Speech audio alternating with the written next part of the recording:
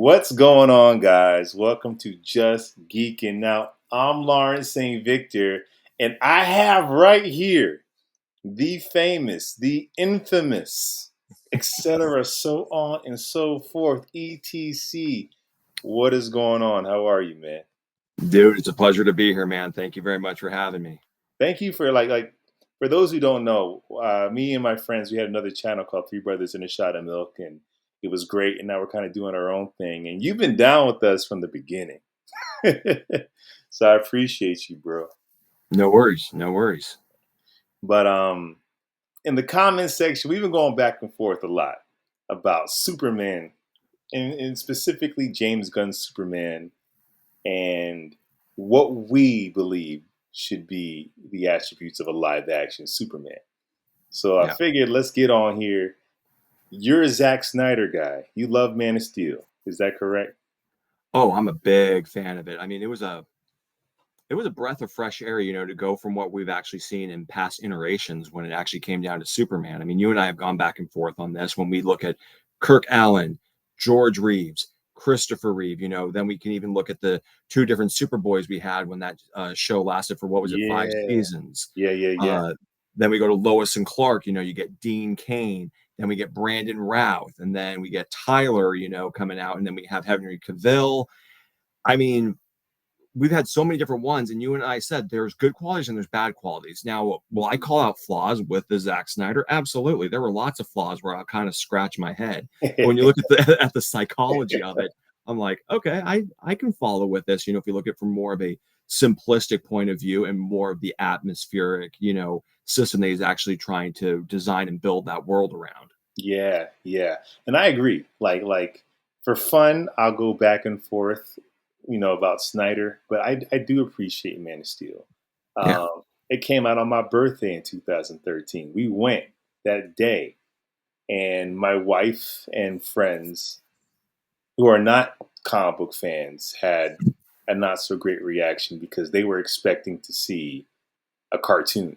Mhm. We weren't expecting to see what would it be like to see him in like the real world and with real world stakes. So I spent the whole night defending the film. So like I have love for Man of Steel. Let me ask you, what is your favorite version of Superman live action? Okay, well, if we want to really pull that one apart, are we talking about plot line? Are we talking, plot line slash Ooh, subject matter? Or are we let's going break like this down. suit? I mean, how do Let's we want to dissect this with the scalpel? let's do it. Okay, first up. What's your favorite live action suit? You and I were talking a little bit about this yesterday, and I love that blue that Dean Cain had. Yes.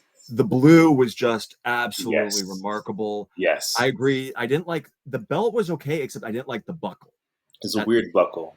Yeah, I didn't care for that. The boots I could never get over. Boots there. But you know what? I thought about it. It's charming because his mother made that. True. It's not True. Kryptonian at all. No. His mom made it. It looks like his mom made it. Oh, I Um, can remember as a kid, when that all came out on television, my family would always make it. What was it? It came out. What was it? Thursday nights or Friday nights when it was on ABC? yeah, I think I. Oh man, that's a good question. I remember. I think it was Friday nights when it premiered because my I think family would so. always make it a thing to watch that, and that's where my dad would said, and he would just brag about Terry Hatcher saying she is the best iteration of Lois Lane. At that point, he's not now. There might be a little bit more competition. I do like Erica Durance. I Oh, am. Erica Durant, she was a good young version of Lois Lane Yeah, before she becomes the Daily Planet Lois Lane. yeah. Uh, Noah Neal from George Reeves, she was good, but I'm trying to remember the one actress who played her in the first season of The Adventures of Superman with George Reeves. Oh gosh, Oh goodness. uh, she's literally right on. Let me see. I'll actually just pull it up right now. I can Yeah, have it. yeah. Uh, go, come on. Uh,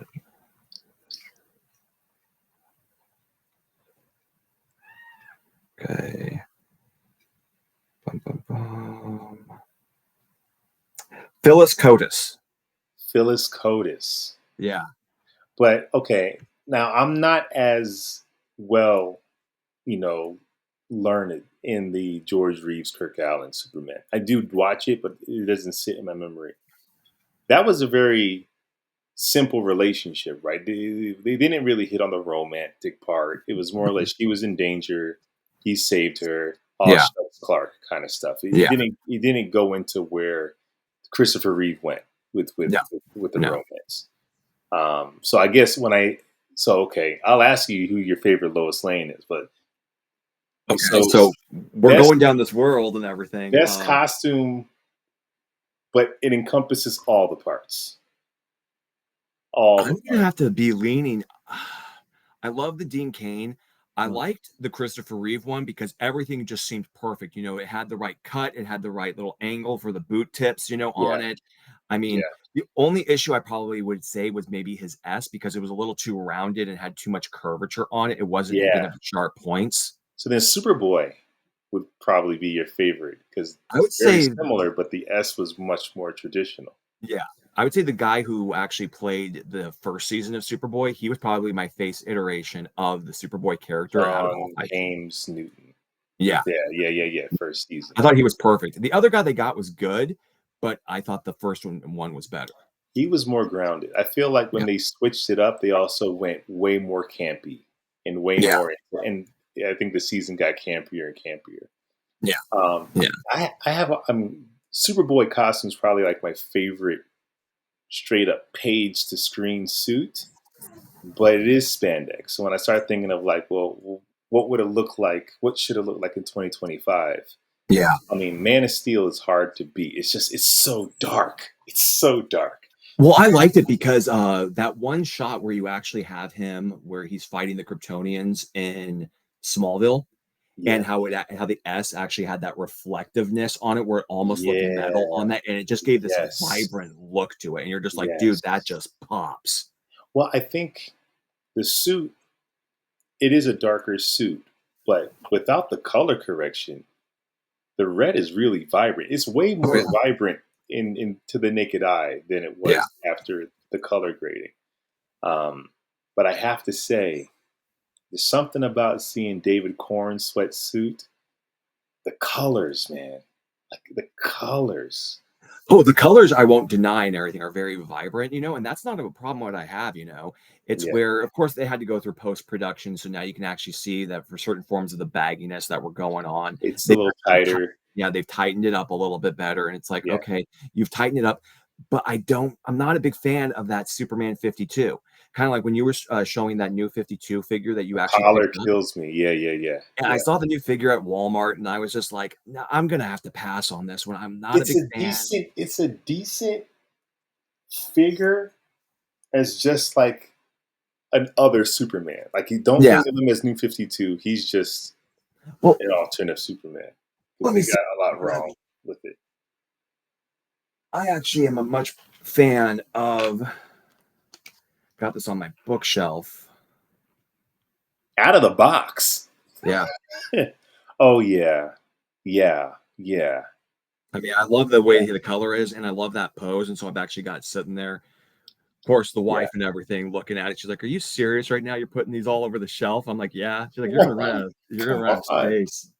Also, Um, I've got like, I have a couple of them, hanging out right now. I got the Kingdom Come, Christopher Reeve, the classic one, the Flesher Superman. Then I've got the evil Superman, the Bizarro that's of the same body mold of this Superman. oh, you see that? Okay, I know we're going on a tangent here, but you find things in store that I have to like order from Australia to get. Like I don't find any. I haven't seen Bizarro in store at Oh, really? GameStop at all. It's dry out here in Los Angeles. Oh, Dry, see, bro. I'm shocked at some of the things I found. Like I found, what was it? The Alfred Pennyworth from Batman versus Superman.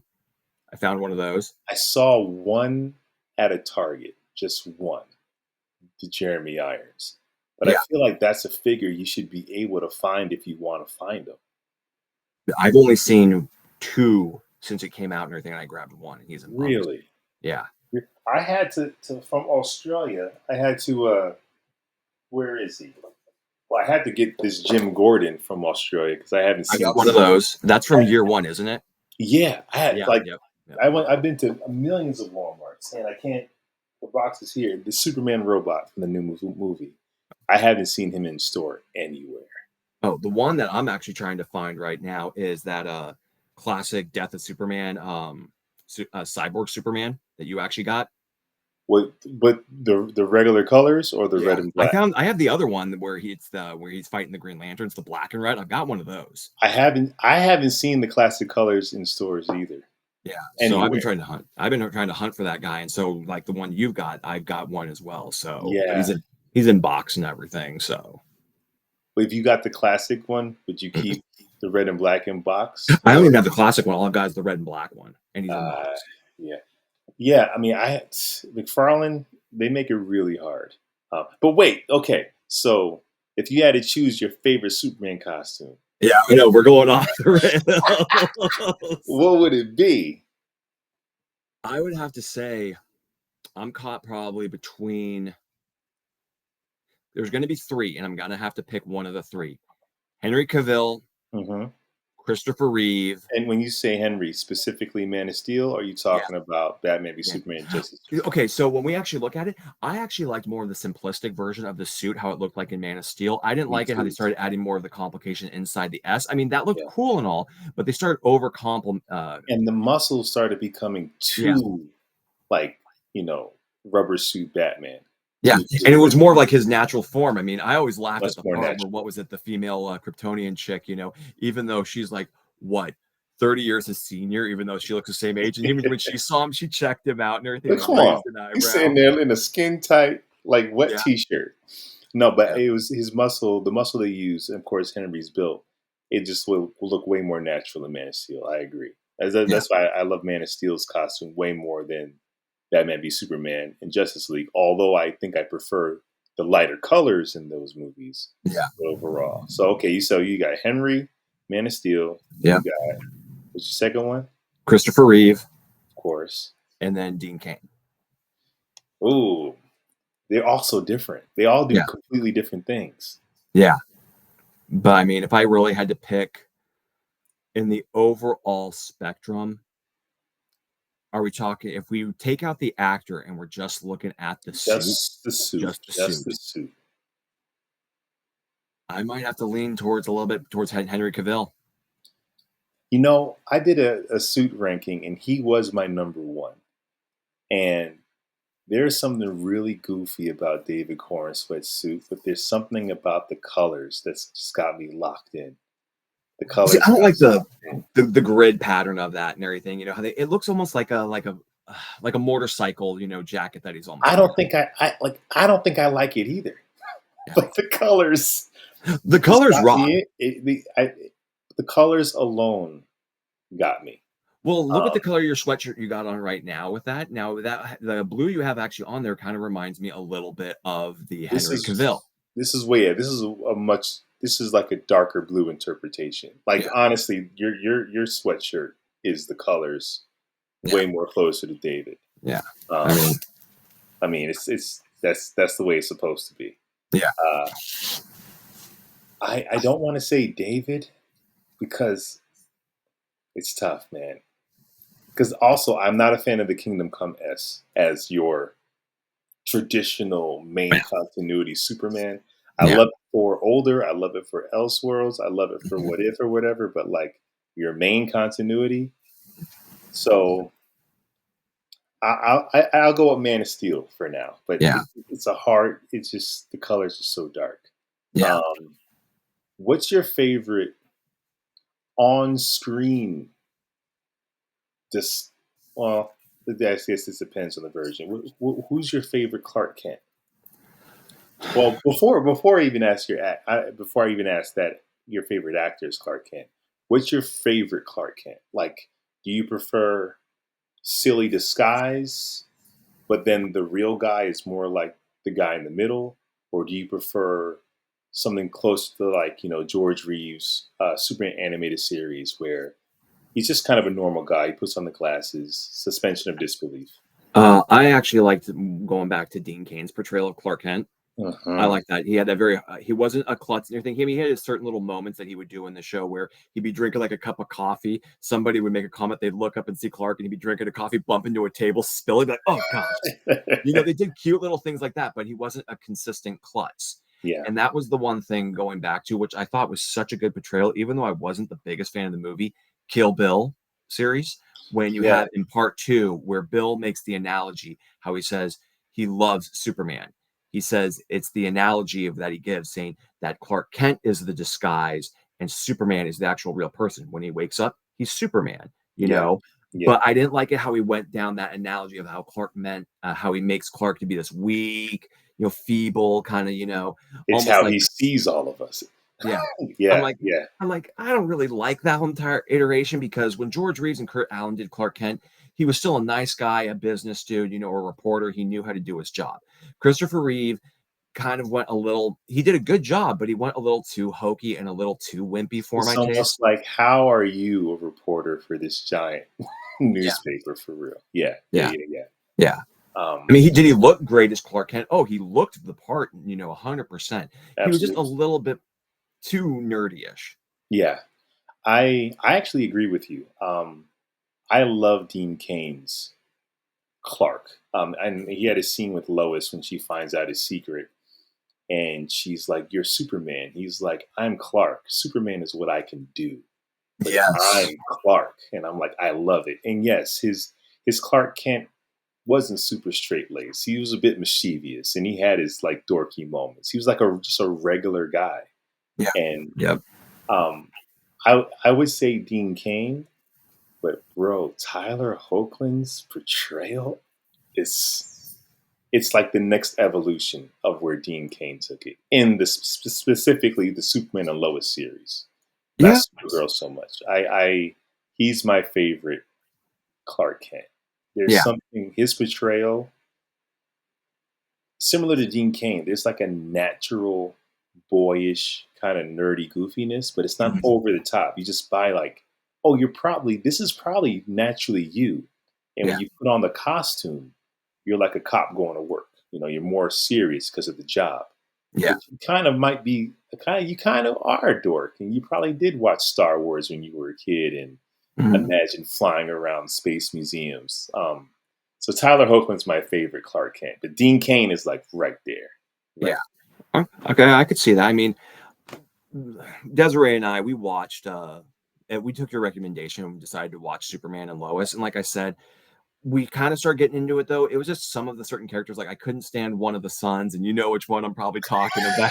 I was just like, dude, come on, give me a break. You kind of have to get through the team. Did you finish it? Did you Oh finish yeah, the we series, finished it completely. bro? Oh That last episode. yeah. Oh, Desiree was, oh, she grew to hate Lex Luthor so much. I'm like, hard to believe that's the same guy who played Abraham in Walking Dead. I You loved him know, in that, and then he plays this ruthless character like I this. know. And I mean, it had a lot of really great moments, and but it's still CW, so the kids are still going to have their teenage Yeah, stuff. I know. Um, but I mean, I enjoyed his Clark.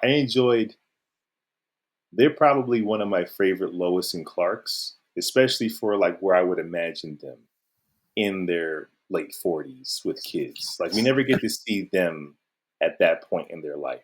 well, you could kind of look at them at the aspect like maybe this is almost like a slight continuation of like Lois and Clark, I from do Dean look at Cain. that. Yes, in my mind, I think even Dean Kane said that in a panel. Like one of his ideas for like a season 5 or 6 would have been Lois and Clark handling kids, and he Mhm. was like kind of similar to what they're doing on Superman and Lois, like Yeah, seeing them now. Oh yeah, it's kind of like I would say it's a spiritual kind of sequel to yeah, Lois and Clark. Absolutely. he was paying Um, homage. yeah. Who's your favorite? Okay, so now that we know the kind of Clark you like and your favorite Clark Kent, who's your favorite Superman? And are they one and the same?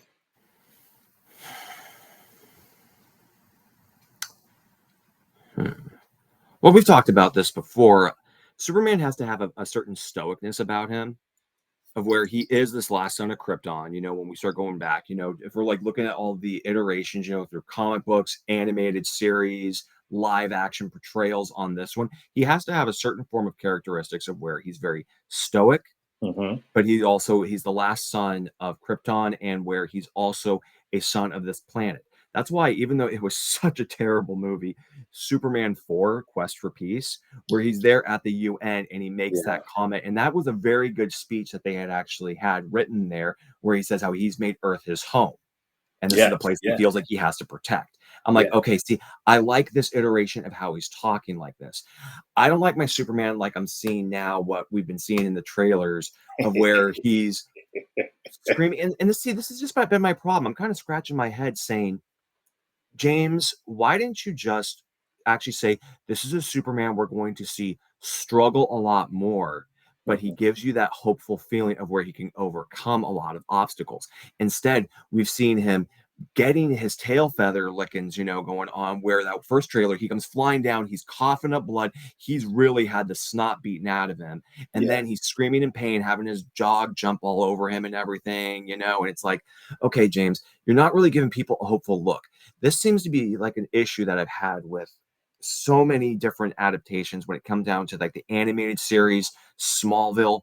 I don't know what it is, but sometimes seems like certain parts of Hollywood, they've got it out for Superman where they really want to see him get beat up Get beat. hardcore. Well, because isn't that the biggest issue with non-Superman fans? He's boring because he's so powerful, so it's not interesting. Well, that was the And same then complaint that Marvel fans used to have. They always had that complaint about Superman. And then after they had lowered down his powers and capabilities, that's where all of a sudden they then start overpowering all the Marvel characters. And I'm like, yeah, seriously, guys, and they're the like thing that we everyone can beat up Superman. They're like, no, we had to depower him. Listen, I'm in agreement with you, and in my mind, I'm seeing what I'm seeing in the trailers because I feel like, well, he's gonna overcome this. But yeah, if it's just he gets beat up a lot and he's struggling the whole time and he doesn't become Superman, yeah, I'm gonna have a problem with it. yeah. Um, I love your thoughts on Superman 4. What I enjoy about that, like I look at this latest Superman film the same way I do like the Robert Pattinson Batman movie, where it's like it's year two, he's not the prime version yet, Yeah. And I look at this as like I think they said it's either year two or three. He's still Mhm. he's I see him eventually growing up into the guy in Superman 4 who can stand in front of the UN and Mhm. be that clean. But that's not where he is at this juncture of his career yet as Superman. This is a version of Superman who didn't go to the fortress in Superman 1 and like was there for 10 years and learned everything he ever needed to know to be the perfect superhero. This version of Superman is similar to Lois and Clark, where it's like you're kind of learning it on the job. Um, so I that's kind of where I'm seeing it. Like it's only trailers, so I don't know if that's actually what's going to happen. Mhm. That's what I'm hoping for. You know? But that's where it leads back to what you say, where I can see why you like the Tyler Superman, because like he had a lot of similar qualities like the Christopher Reeve did. Because Hmm. Christopher Reeve, learned it when he was 18 years old, and he was there for what I think 12 years. He was in the Fortress of Yeah, Solitude, yeah, yeah, and it yeah, seems like Tyler had kind of like the same type of experience where he was gaining all that knowledge, being implemented into him, so he mhm, knew of a certain persona to actually portray.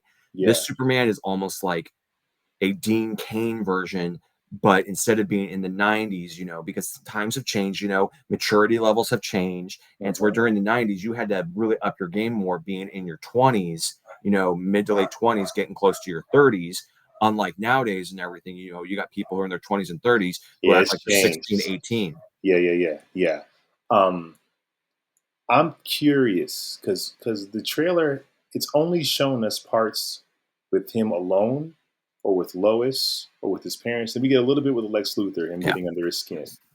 But yeah, we haven't gotten Superman addressing the people yet. Yeah. We don't know what that version looks like, and it is regal and stoic.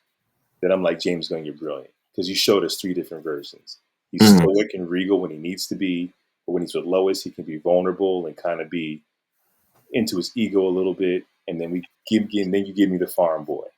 Yeah. Um, but if he's in front of the people acting like a 23-year-old, then I am with you. I'm with you. Um, I think my favorite version of Superman, yeah, it's Christopher Reeve. Like it Okay. just I mean, I think that's always going to be the standard. Like I Okay. don't think anyone has usurped that yet. Well, what is it? I've read so many different articles. They say that when anybody's making a superhero movie, a lot of people are told to go to ground zero. You always watch Richard Donner's 1978 Superman, so you can get an adaptation of one of the best super. Oh no, he dropped off. He'll come back, but this is a dope conversation, man. This is a great conversation.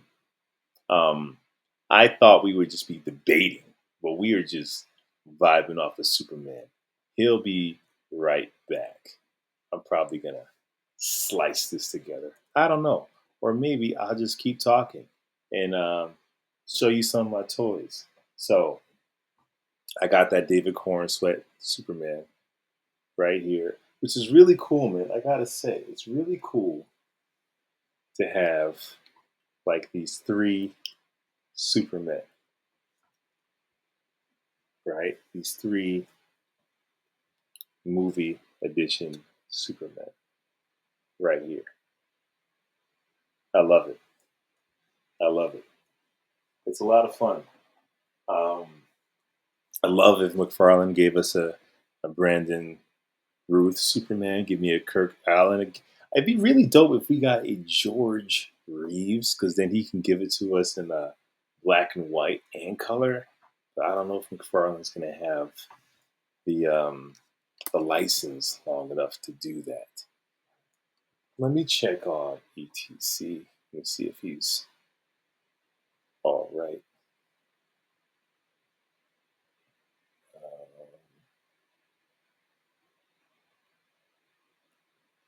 But I think we've gotten so much. I did a video on this. Every version of Superman has its own amazing qualities, right? So it's really which qualities resonate with you. Um, there's certain things I love about Man of Steel. I love the regalness of the suit and being Kryptonian.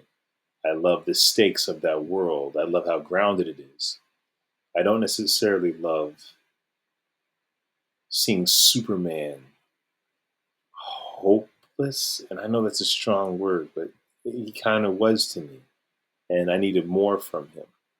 But I love the Christopher Reeve movies, but it is a little dated. And Clark Kent is fun to watch, but it's kind of hard to get your head around him going out of his way to lie that much, you know. And don't get me started on kisses that make you forget things. So they all have their own problems, um, but there's such good merit to all of them. Let me see if he needs some help coming back in. Let's see. We lost him. We didn't even get to the good stuff yet. We got to get to the good stuff.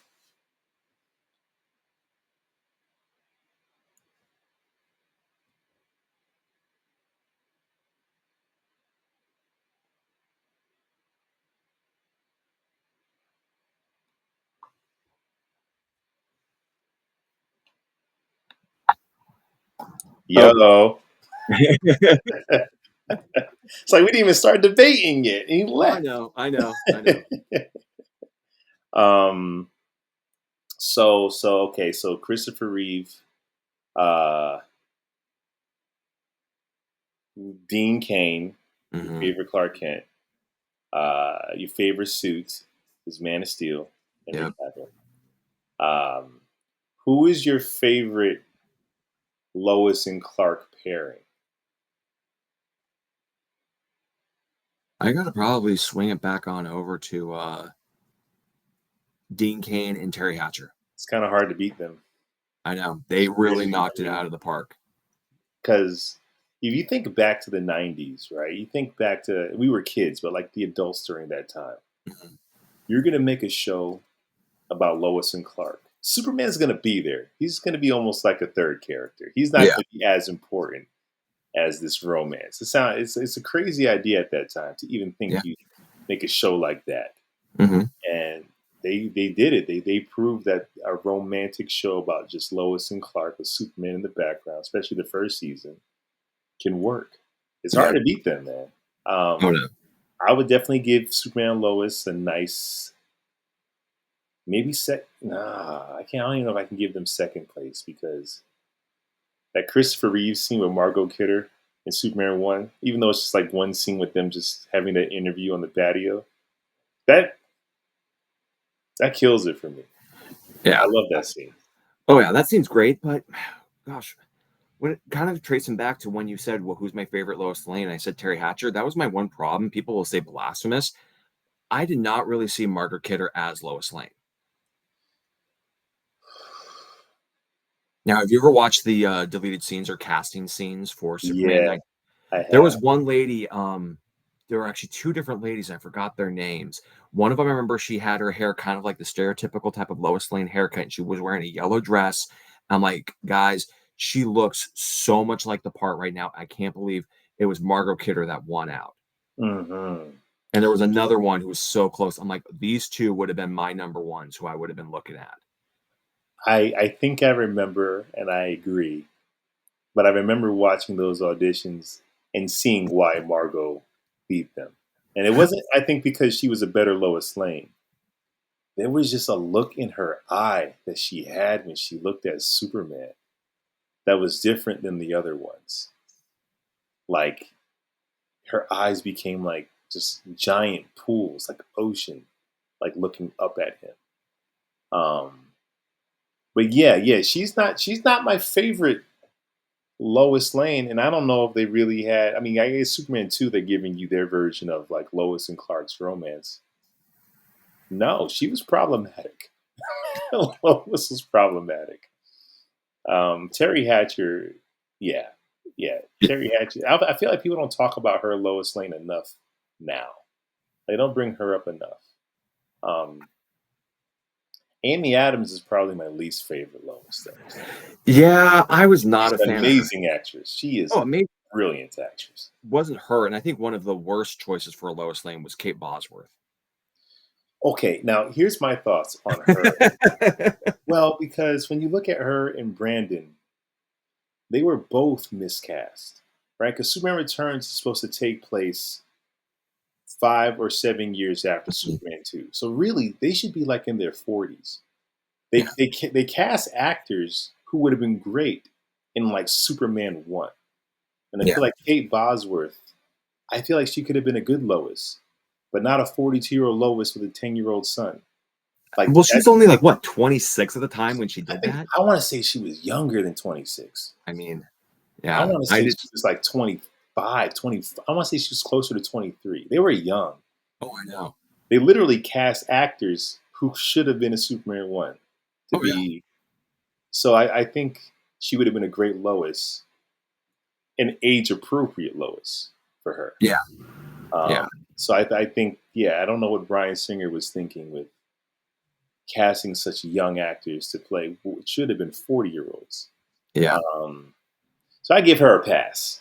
And I do not. That's my least favorite. I might like that. I might like Quest for Peace more than Superman Returns Oh, wow. Okay. Okay. because at least in Quest for Peace, I get Superman. I get Christopher Reeve doing some cool stuff Yeah. in between a lot of corny stuff.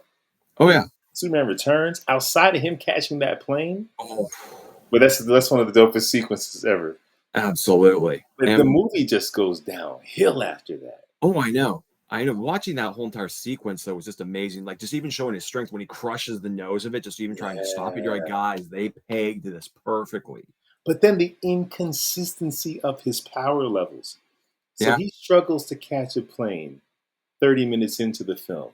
But Mhm. by the end, he can lift up a kryptonite island into space. Well, it's like what people have argued about in Superman 1978 when he catches Lois Lane. They're like saying if someone's falling at that form of velocity, and you actually do the mechanics on it, shouldn't she have theoretically actually split? And this is where I jumped in the chat and I said, no, if you actually watch how he catches her, he moves his arms and you can see how the camera goes down. Like he moves with her fall a little bit, then he Yeah, starts rising. So it's yeah. not where he splits and breaks her, it's where he catches her and then he He's not a continues going. bullet going towards her. He starts to fall with her. Yeah. Yeah, yeah, yeah, yeah, yeah. I'm like saying, and then when you look at the plane, he's got how many people inside this sucker? So he's got to still be remember that the world he walks around in is so fragile compared to him that he's got to remember his own strength. And so when you see him, he's trying to stop that plane because you saw when he even was trying to push it, all those seats inside the aircraft all lunge You forward make and a he's good trying to point. make sure he's not hurting anyone, hence Yes. why he had to lower it down. When he had the island, he's dealing with people he doesn't really care about now because they kind of PO'd him off, where Lex Luthor it takes a shiv, stabs him in the side while he's getting beat up by Cal Penn and all the rest of the goons. And he's like, you know what? Forget this. He just lifts it up. He's like, nope, You all know, and be all. you won this round. You're absolutely right. In the plane, he wasn't struggling from a strength standpoint. He was struggling in a how do I not break this thing and Yeah. get these people down safely? Look Absolutely. what I well, look definitely like when he's trying to hold on to the wing, and even when he's trying to hold on to the one wing tears off. He tears looks right behind him off. and he flies off again. Another wing flies off. He busts right through it with the ease, like it was paper. And then that's when he's then trying to catch it from the nose. So And that's my thing. It's like Bryan Singer, you didn't want to make a Superman movie that's a sequel to the Donner films. Because even the way he caught that plane, that's a young Superman going, I got to do physics really quick. That's not a yeah, Superman that's done this a million times. yeah, Like, Christopher Reeve, Superman 4, wouldn't have struggled.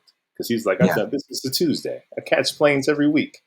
yeah. So, like, Bryan Singer wanted to tell a Superman 1 story, but did it in a very backwards way.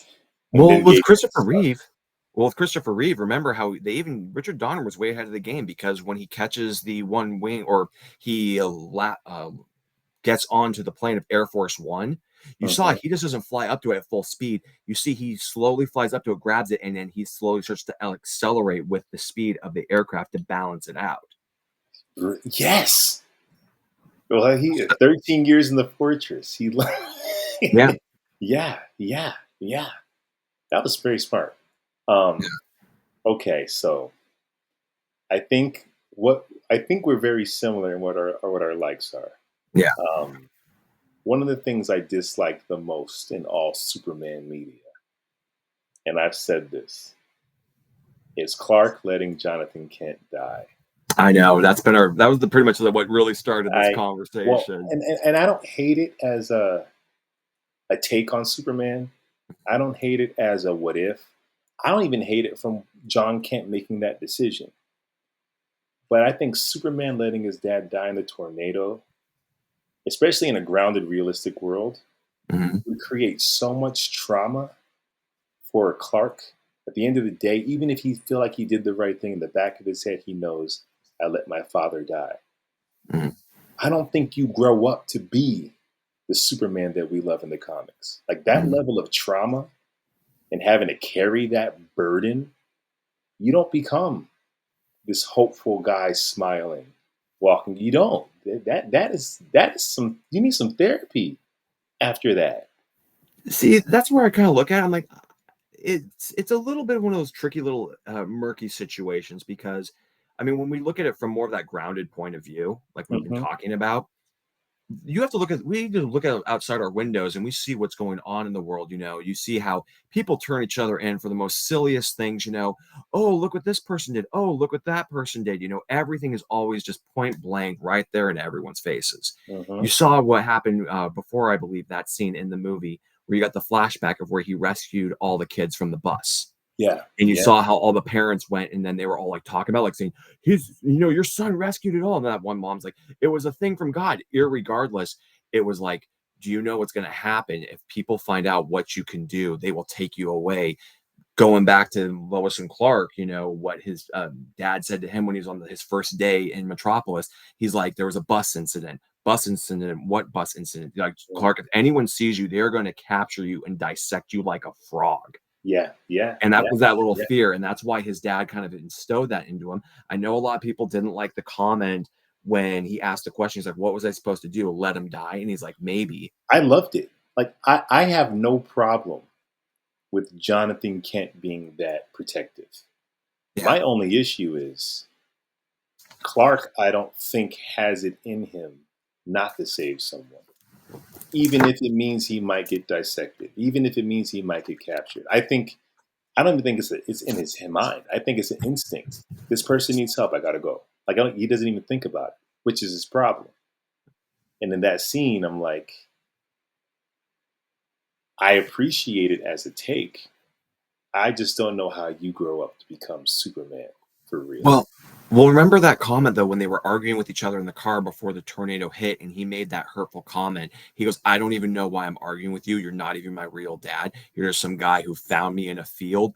I mean, talk about just a low Oh blow to the yeah. gut, Oh and his yeah. mom called him out on it, and it's where when you see that scene, that heartbreaking scene where his dad holds his hand out and just shakes his head no, and you see him panicking, and then it switches back to Lois and Clark in the graveyard. He goes, "I let my father die because I believed in him what he said." It was almost like he was paying homage to his dad and everything, like, "I'm gonna trust you.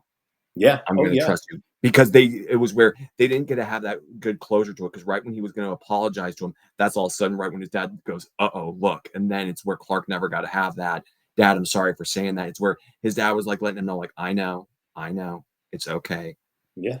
Kind of like Yeah. almost waving a goodbye, like saying, "Take care of your mother, but the world is not ready for you yet." And I love it for for Yeah. Jonathan Kent. I love it for him. Mhm. In my mind, there is no way my Clark doesn't disobey that command just off of instinct. I was just looking at that. That's why you see him panicking and how Henry Cavill actually showed us some really good emotion where you saw the lip quiver, you saw the Hmm. eyes watering up, and you're just like, dude. And then he screams and everything. And that's where it cuts back to him, where now he's a lot more stoic, a little bit might be more cold, but he's a little bit more grounded. He goes, "I let my father die because I believed in him and trusted him that the world was not ready." Because remember, even in Perry White, even made the comment when she's reading the paper that she wrote when she saw the ship fly off and explains what she had seen with Clark. And Perry even tells her, "Lois, do you know how people would react if they found out somebody was out there like this? There would be panic." Yes. And I think what Zack Snyder created was brilliant. But to me, his biggest flaw was he made Clark as skeptical as the world he lives in, instead of him being the bright spot, the Steve Rogers, the Captain Mhm. America. I think yes, Perry White, Jonathan Kent, let everyone be so skeptical and fearful of what you can be. But you are this earnest kid who can't help but do good. And Yeah. we'll see the consequences of that. Well, Um, that's where we saw when how Lois was able to track him down. When he does act out and he does try to save people. Look what happened though. How easily I mean, Lois was tracked what him down. and let's break this down. This Clark saved a bus full of kids. Yeah. And they all saw him do it. And Jonathan and Martha Kent perfectly gaslit that entire town into believing their kids are insane.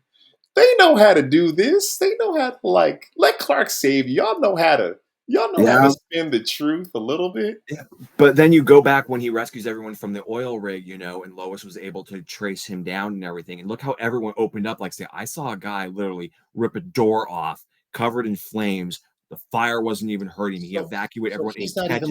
he's not even listening to his father's command. It's because, like you said, there's that one thing, where it's like that. There's that urge for him to help. It's where he could never find that urge, but that's where it's where he still had that point at that moment in his life. But it's like he's always been kind of fighting that, where it's like, I think the time has to be now. I think everything should change now. I think the world is finally ready because at He's that moment he was a little skeptical. It's where you're kind of seeing a little bits and pieces of a young Clark of where being sheltered, because obviously at this time he hasn't left Smallville. He's got to be what right. at that moment in time, like in his 20s. So he's Yeah. been kind of sheltered, very protected from by his parents of not stepping too far out of your boundary. And it's where now he's been exploring the world, and it's where he's like, okay, I just can't sit by anything anymore. I gotta let something happen. I got to Yeah. actually do some good. I actually have to start putting that forward. That's why now, when you would see in Man of Steel and you saw in Batman versus Superman, why he was now more comfortable of actually rescuing people. Yeah, and I love it for a take, but my favorite version of Superman is he can't stop himself from helping people. It's not even it's so instinctual. Like Yeah. if he had no superpowers, it's just who he is. He would have just helped people. He would have been a Boy Scout. He would have been a cop. He would have been a paramedic. Like Mhm. he can't not engage. And what I love about the Christopher Reeve Donner version, and I think it's been adapted in the comics, I'm sure it has, where his father has a heart attack. To me, that's a bigger lesson of with all these powers, I couldn't save him. It's Mhm. so interesting. So when I see Cavill and I started imagining the conversations him and Batman will eventually have when they start talking about their pasts, and Bruce learns, you could have saved him? Like, I'm tortured because I couldn't save my parents because I was 9 years old. And you could have saved your dad. Yeah, but then Batman also wanted to kill him and everything, because Well, he's. I and mean, that's the problem of the Snyderverse. I love it as its own take, like Batman '89. It's its own thing. Batman is running Bat around killing well, people. Batman was freaking out, I mean, he's just like when he has that conversation with Alfred, he's like, "If there's even a 1% chance that he is our enemy, we are going to take And, it." and that's where I feel like Zack Snyder didn't fully understand the assignment, because if you were to take Bruce Wayne's motivation, it's in my opinion why I feel like the Lex Luthor was so weak in Batman v Superman, because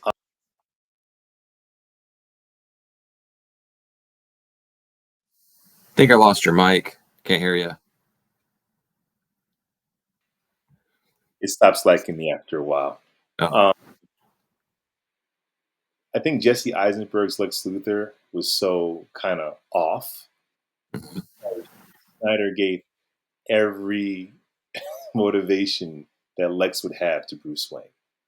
Bruce Wayne was this business millionaire guy out to kill this alien because he's too powerful. Like, he literally was Lex Luthor in a bat suit. Yeah.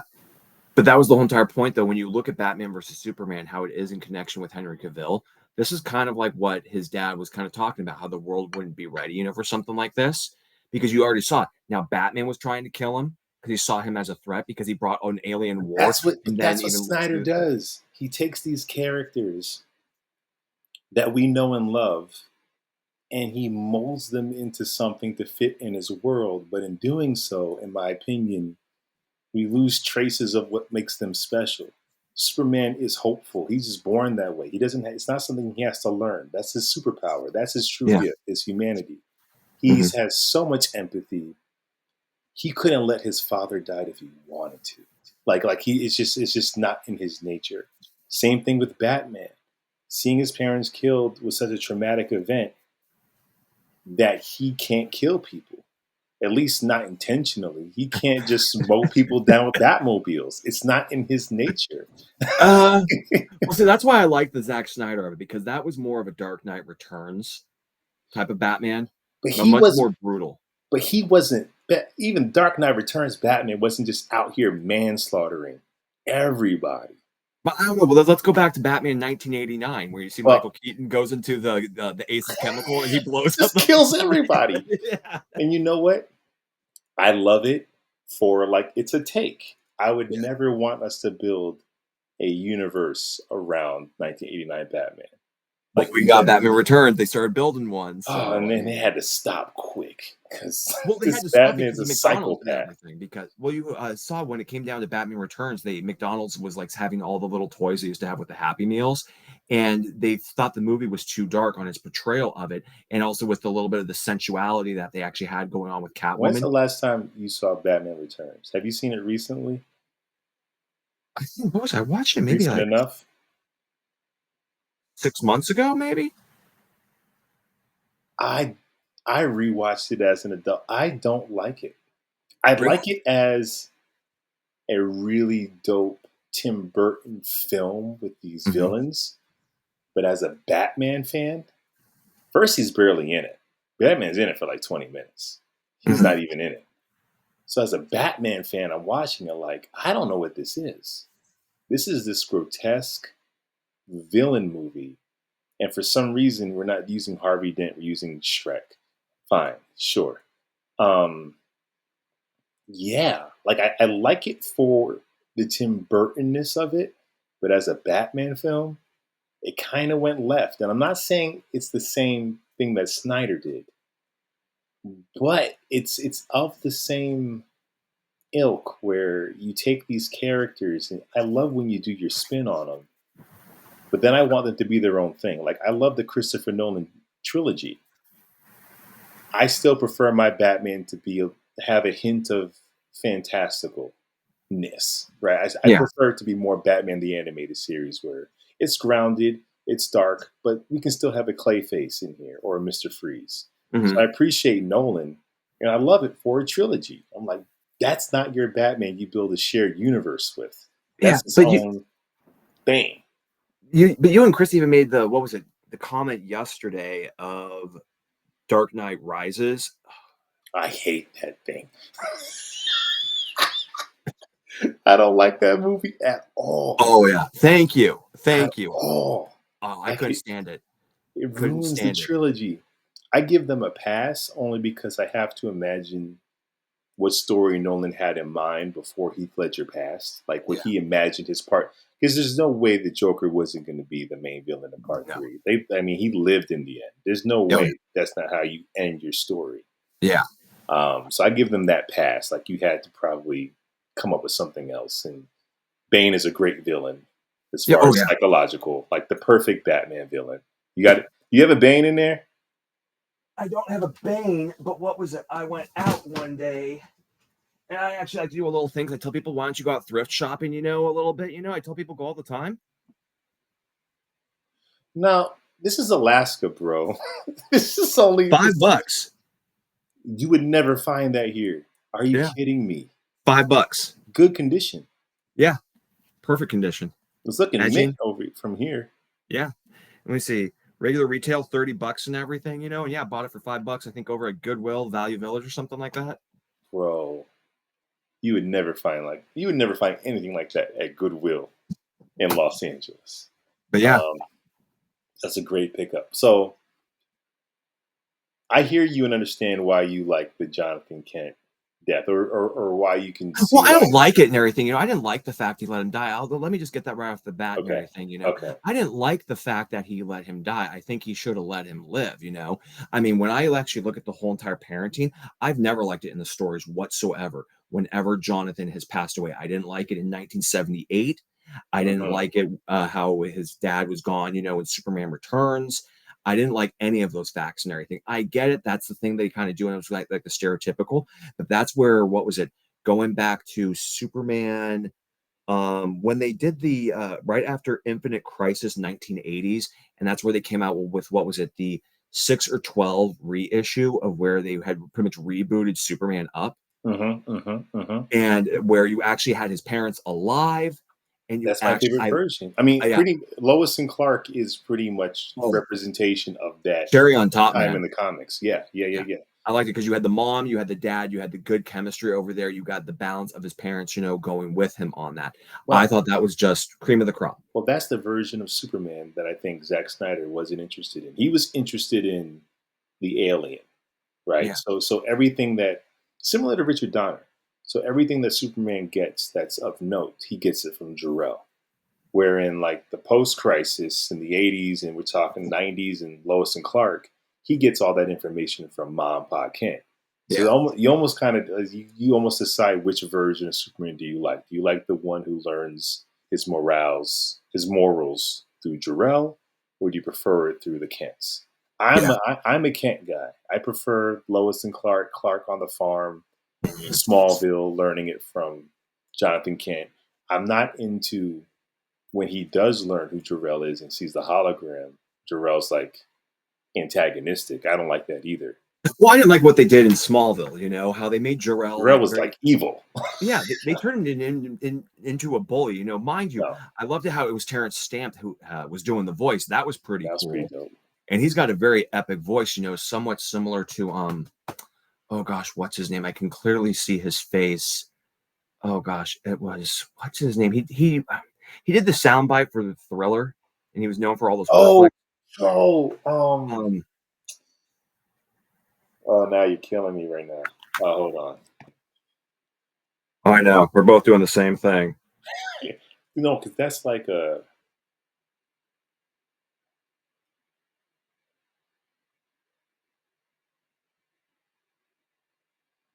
Vincent Price.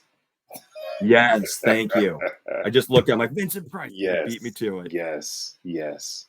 Um, so yeah, so I don't, and for that reason, Snyder's version bothers me. I don't want Jonathan Kent to be the guy who's making Clark not be a hero, and it's Jarrell who says the thing that says you're supposed to be one. I like it when both of his sides are kind of in their own way championing him. Well, well, that's where I think, if we could have gotten a Man of Steel 2, Agreed. I think we could have actually seen more of the psychology of why he let it happen, or why his mom, maybe he could have actually had it where he had a conversation with his mom and where we could have seen a moment where he could have asked the I agreed. question, Mom, and if we could have seen a flashback, maybe something happened to his dad, maybe his dad saw something, that could have actually caused him like some trauma where he didn't want his son to go through the same Agreed. thing. Of where if you do something like this and everything, people see you do this, this will change the whole entire dynamic of the world. Because you look at the world, like I said before, you look at the world right now, you do something like that and everything, people will have a meltdown. I mean, people Oh, get they'll lose their so, minds. And I agree yeah. with you. I think the worst thing that happened to Man of Steel is Batman v Superman. By not because Did you see the director's cut? I did. It still doesn't make me. And It's better than the it is. theatrical. It's Me better and than. Chris go I mean, back we and do get the. forth on it. I'm like, the same hole still exists. Well, they're still there. I mean, what was it? There was the famous meme. It's like your mom was named Martha too. I know. Besties. Or here's what gets me. It's like Clark Kent goes on a mission to prove the Batman exists and to like bring him down as a journalist. Like he's doing the investigative reporter thing, going to Gotham. Mhm. Superman, in his first encounter with Batman, witnesses Batman murder people with a Batmobile, and all he says to him is, "The Bat is dead. This is your warning." Bring this psychopath to prison. According to you, this guy is a supervillain who was like the Punisher killing a bunch of people.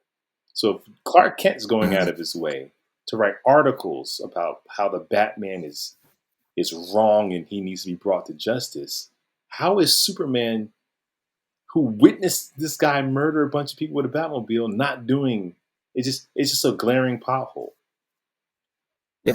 Oh, I get where you're coming from, but I mean, to Zack Snyder's thing, he was trying to build a little bit of the story of with the Batman, how when Clark in the director's cut is going around interviewing people, and it was where he like talks to the one lady neighbor, and he's talking to that what was it, that one blind gentleman who was sitting in the hallway, and it's where that one lady was defending Batman, like, see, there's only a certain type of people who actually have to, be afraid of him. But then, of course, when he comes out of the police station, he talks to that one lady who her husband had been branded by the Yeah. bat. And that's like the mark and everything. And how she's like saying the only way you stop someone like that is by a fist. And I would have been cool if Superman's first encounter with Batman is he sees Batman save someone and he's like, "You got to Hmm. shut this down." But to see Batman kill a bunch of people and Superman just like flies away, and what does Batman do? I'm gonna make you bleed. Like this guy is. It just is. It's like Zack Snyder. He does some things that are really cool and epic, Hmm. but over the years of watching it and having these conversations, you start going like, yeah, yeah, I guess Superman should have brought him into the authorities. Because why Yeah. wouldn't he? He doesn't know Batman the way Yeah. we do. He just sees a psychopath in a Yeah. in a hood. But my point is, Man of Steel 2, like you said, would have given us all the things we were looking for. Like I was cool with, I didn't mind him killing Zod. A lot of people did. I didn't mind him killing Zod. And I was really looking forward to him in Man of Steel 2 like learning, like what do I do? Should I be the judge? Like all the consequences of his first outing ever as a superhero. Now he's kind of like Yeah. dealing with them, the pros and the cons. But to get to Batman v Superman, we like literally we skipped past all of it. We skipped past him learning how to be Clark Kent with the glasses of the Daily Planet. We skipped past him Yeah. like even deciding to have a dual identity. Why not just be Superman and then live at home in Smallville? Like why do you have to be? We skip past all the good stuff to fast track the Well, I think universe. he mentions that at the near the end of Superman, Yeah, the Man of Steel, voiceover, but I want to where see it. Like I yeah, want to see him yeah. Oh, I get you. in the mirror going, But some people don't want to always have, they don't want to have the mixture of the meat, the potatoes, and the greens. Some people just want to actually push the potatoes and greens off the side, and they want to get straight to the steak. And I think that's what Zack like Snyder was kind Zach, of going for. baby, I I'm need not a saying little it's right, foreplay but I before you come on, man. You can't just what are we doing? no, I get you, but I think that's what he was kind of going for because he's probably like, listen, we've all know the story, we all know what goes on here, how he becomes a reporter. He wanted to just get more right into the middle of it and just say, we And already I'm know what's not going mad on. at him for because honestly, I don't believe it was his choice to bring that. Yes, Studio. they forced Batman upon him. I think Oh yeah. if he had it his way, he would have made his version of Man of Steel 2, and it would have Oh yeah. continued the story. Well, if they would have done it properly, they should have then, before they even did Batman versus Superman, they should have done a Batman movie with Ben Affleck solo first. So we could have gotten a little bit of more of a description, gotten a Yeah, backstory, and then gone into either Man of Steel 2 or then came out with Batman versus Superman. I Batman versus Superman, more if you want a good chronological order of storytelling, I probably would have had as the fourth film, going Man of Steel, Batman, Man of Steel 2, Batman versus and Superman. here's this is gonna ruffle Snyder guys. I don't think Batman v Superman should have ever been made because, in my opinion, they only really verse each other in like Elseworld titles, right? Batman, the Dark Knight Returns is not main continuity. Injustice isn't main. So, like, I get the attraction of seeing them fight, but for the most part, in main continuity, they have a difference in opinion. They might have an ethical debate, but they're not Mhm. fighting each other. They're actually they grow to No, be friends. So the yeah. Batman versus Superman, like I get how it looks great on paper, but that's at the core, not who these characters are in main continuity, Well, you got what is it? Batman and Superman, Public right? Enemies. How there was a little bit of a difference in there though, but they didn't go at each other toe No, to toe. Um, and then what was I want to say? Was it Justice League War? When is that the one where Darkseid shows up and yeah, everything, and every one of them all unite with each other for yeah, the first time? There's a little bit of a battle back and forth between Batman and Superman because they all were aware of hmm each other, hmm but it's where Batman tries every tactic out of the book, and it's where Superman there was nothing he could do to yeah. stop him. And it's where right when he comes up to him, he goes, "You're Clark Kent," and that's when he freezes his spot and everything. And that's where he just does his X-ray vision, sees who he is, and he's like, "Oh, and you're Bruce Wayne." And that's all they, That yeah. works. And Batman, like back in the day, the animated series when they first met is very similar when they find each other's identities. But at the end of the day, Yeah, Batman is a hero. Superman understands this guy's a hero. He does things different. yeah. And Batman is like, damn, this guy's a Boy Scout. He is so oh, but that's him, and I appreciate that. Like to get them to actually fight Well, each other, it takes an Elseworlds title. yeah. Well, I mean, that's where I did like it, where Zack Snyder ended it though, with Ben Affleck making the comment. What was it in? Was it Batman versus Superman or was it Justice League where he's having the conversation with Alfred and he says that he was more human than I was? It's I like want to say he that's this is a Justice being League, who could have I think, at the beginning of okay, Justice League. where he makes a Well, comment and he's like saying this guy could have ruled the world, with all his powers. But what's he do? He settles down, is gonna get married, works just a 9 to 5 he's a job. regular It's like guy. He's a human, and Bruce Wayne's a piece of crap, right? Because if Superman ain't waste his whole time fighting Batman, he might have been prepared to stop freaking Luthor and turning Zod into Doomsday. Like he spent so Oh much gosh, yeah, time dealing with Batman. Like yeah. you got him killed. Well, it's kind of like the same type of remark because I think The Dark Knight of Christopher Nolan is one of the greatest superhero movies of all Facts. time. Facts. Uh, there are little problems though, with it. It does have some inconsistencies when you look at it. Like any Hmm. type of thing, there's not going to be no such thing as a perfect work of art. There are going to be little flaws Yeah. here and there though, but that's what actually makes them, and that much more Yeah. enjoyable. Um, but it was where the Batman made the mistake of where he could have gone after the Joker to begin with. Instead, he doesn't, and he focuses his time all on the mob. And that's what causes the rise of Joker to take over. And that's where he has the conversation. He goes, the mob's gone too far this time. And that's where Alfred trips in. He's like, well, you push him to the brink, sir. And he's like, you push him to the brink so much. You hammered them, you battered them till they turned to a man they didn't fully Oh, understand. so good. Who you don't fully understand. So good. Oh, I know. But like, I know. but that's what I love about those films and those filmmakers where they pose the question and the hero falls short and we see the consequences, even when the hero doesn't even Yep. realize it. Whereas in Snyder, he has a tone and a feel we enjoy. So we don't actually get to see all the time of a hero's choice track. Like Batman, you don't get to go to the dark side because Robin died, murder all these people, and then because of Superman, you're back to yourself. No, there's consequences, bro. You don't ever actually get to be in the Justice League. Yeah. You have too much blood on your hands. The Batman I know, if he ever lost his mind and became a psychopath and killed people like that, at the end of the first mission, he would have hung up his cowl. Like he's like, I can't. I crossed my own line. I broke my code. Well, he kind of reminded me of the one Batman. Oh gosh, what was it? I was looking when I was at GameStop a couple days ago. It was Killer Croc, and the Batman had a rifle with him, and I forgot which version and what series that was, but that was a much more Oh, brutal Batman. the Grim Knight. Is that the Grim Knight? Yes, I Yeah, think yeah, that was yeah, it. Yeah, where he was a lot more darker, grittier, and he actually yeah. killed people. But that's my point. Zack And Snyder really loves the Elseworld versions of these characters. Not well, he wanted to give us something we hadn't seen before. That was the yeah. thing. He wanted to actually show us the what if type of universe. Let me build a what if because I think he got some of the inspirational ideas from like the Injustice, like an Elseworlds what if scenario. Let me build a world of this because everything has always been so bright, hopeful, and all this. What if we do an Elseworlds of like saying, hey, there is a multiverse. Here's another thing, and that's where even though the movie was terrible, The Flash, it kind of I, reiterated that and reestablished, like saying there multiple. are multiple I'm wish and versions. I wish the multiverse would have explained from the beginning in that way because I think we would have got down with it.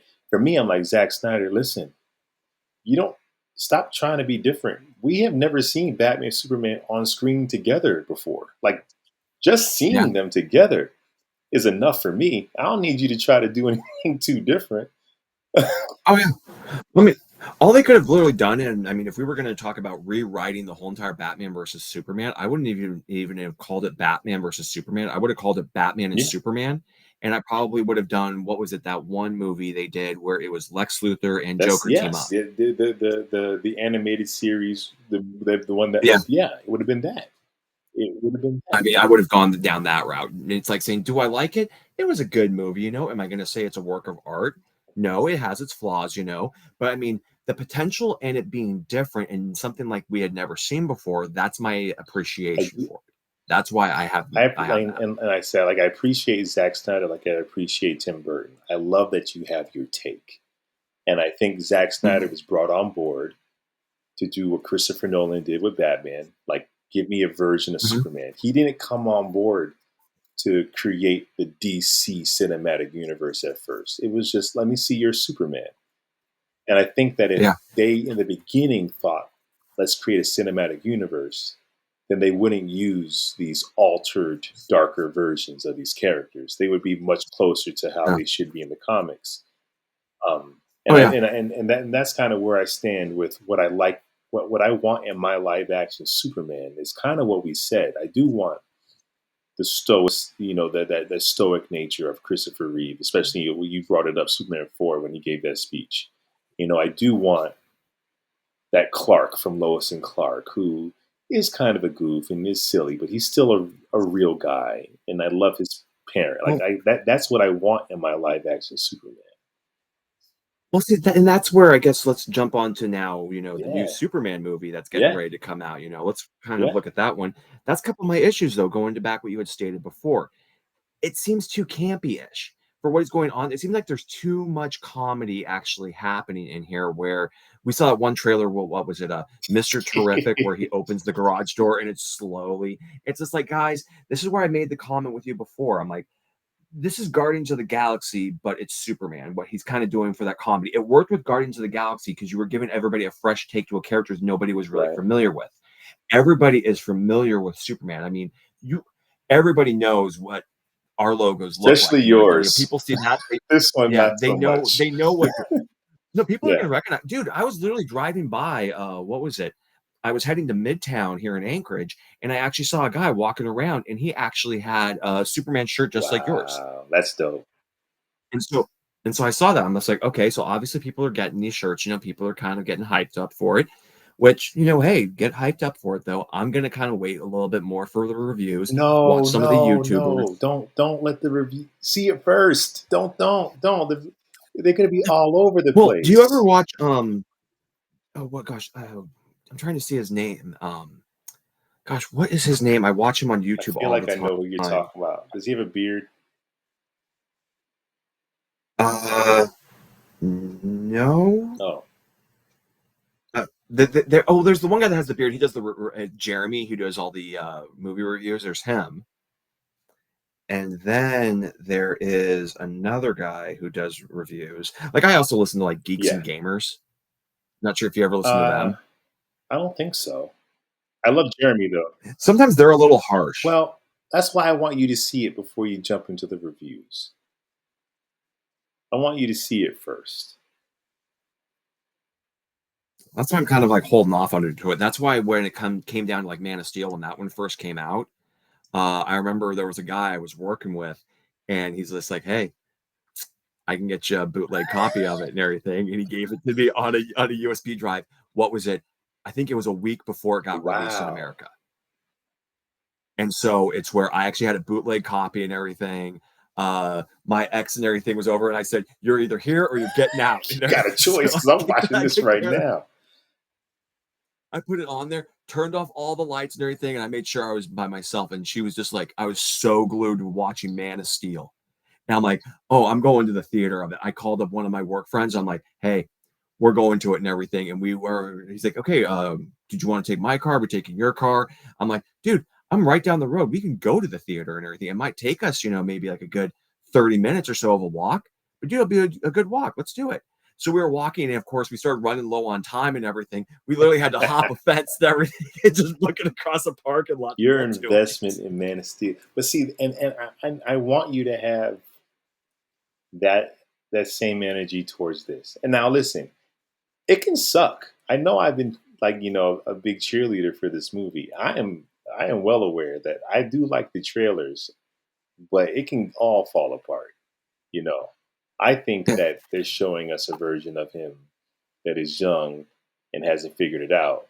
But if I go to the movies and go, "Oh no, you're telling me this is just who he is. He's already grown into it. This is just," I'm going to be disappointed. Um, the, Yeah, I don't know. Remember, okay, one thing come that's on, been come really on, come angering on. me about the trailer, how everyone okay, when they one part that really angered me about the trailer is just how everyone had every right, because even I criticized it in the Justice League, Josh Whedon cut in the very beginning, how they did the CG of Henry Cavill's face and everything. That was so Yeah, obviously terrible. But no one makes the comment ever since, because there's your Zack haters and then there's your Zack Snyder lovers. But no one is willing to go on the agreement of where we see that one part of where you actually see Superman going, "Hey, eyes up here." You can clearly see that is all CGI, almost like his head is almost floating on a CGI body. And then it's when he shoots off to the sky. I'm like, guys, I'm sorry, but I'm like, if you're gonna say this and everything, you got to call it out and be fair on this. There are a little and inconsistencies. and I'll give it to you, but I give trailers a pass because I need to see it in theaters, finish post production, all of it. But what pisses me off about the mustache was because Justice League was a bad movie. If it was a good movie, we would have gave the mustache a pass. He used film Mission Impossible. They didn't let him shave it for reshoots. Okay, I got it. Yeah. Fine. Like the Flash. Yeah. If the Flash was amazing, we would have been like, yeah, the CGI was wonky, but it was dope. I don't care. Yeah. That movie was bad in the mustache. And then when we saw the Snyder cut, we were like, why did you need to reshoot? I felt like you had everything you needed, except for the beginning of Justice League where he's talking to the kid. I did like that. But outside of Yeah. that, he's like, you were just reshooting the reshoot. You almost had all the other regular versions. Um, Oh, Zack Snyder's Justice League, though, that I thing was a love it. work of art I in my mind. love That thing, it. people are like saying, well, when you got 4 hours, I'm like, guys, I have no problem and everything saying that when a movie can actually be long. Are you all forgetting like some of the big cinematic marvels that we've actually had? People forget about the movies like Gone with the Wind. I mean, I'm not a big achievement on there. You go to movies like Ben Yeah. Hur. People forget about Ben Hur. I'm like, guys, have you ever read the book? No, read the book. And then you go watch the movie, and people are like, why? I said, dude, the movie's like 3 hours and like 30 minutes and everything. Gone with the Wind is like 3 hours, 58 minutes. Dude. Movies did this because they wanted to have an in depth storytelling. So you actually got the grasp of that universe that you're And actually it takes in. an amazing filmmaker to hold your attention for 4 hours. People are like, it took him 4 hours. Of Yeah. course he could have made something good. I'm like, no, it's the opposite, actually. You need to be really Yeah. good to hold attention for 4 hours and do it in chapters and do it Yeah. while streaming so people can choose to pause and come back in a week. Like you gambled and he killed it. Although I feel like Henry's Superman in Justice League, both versions, is who I always wanted him to be. And Yeah. I imagine that's who Zack Snyder wanted him to be and had an idea of what his original journey would have been to get there. And then the studios Yeah. interfered. It's like, no, it's not his death that makes him come back hopeful. Mm. It's the lessons he learns as he's Superman. Yeah. But Yeah. no, I love this Snyder But it's also who he surrounds himself Right, with. right. And Because it's like now he's got people who actually can understand, you don't need to hide anymore who you are. You've got Wonder Woman, you got Flash, you got yes, Aquaman, you got Cyborg.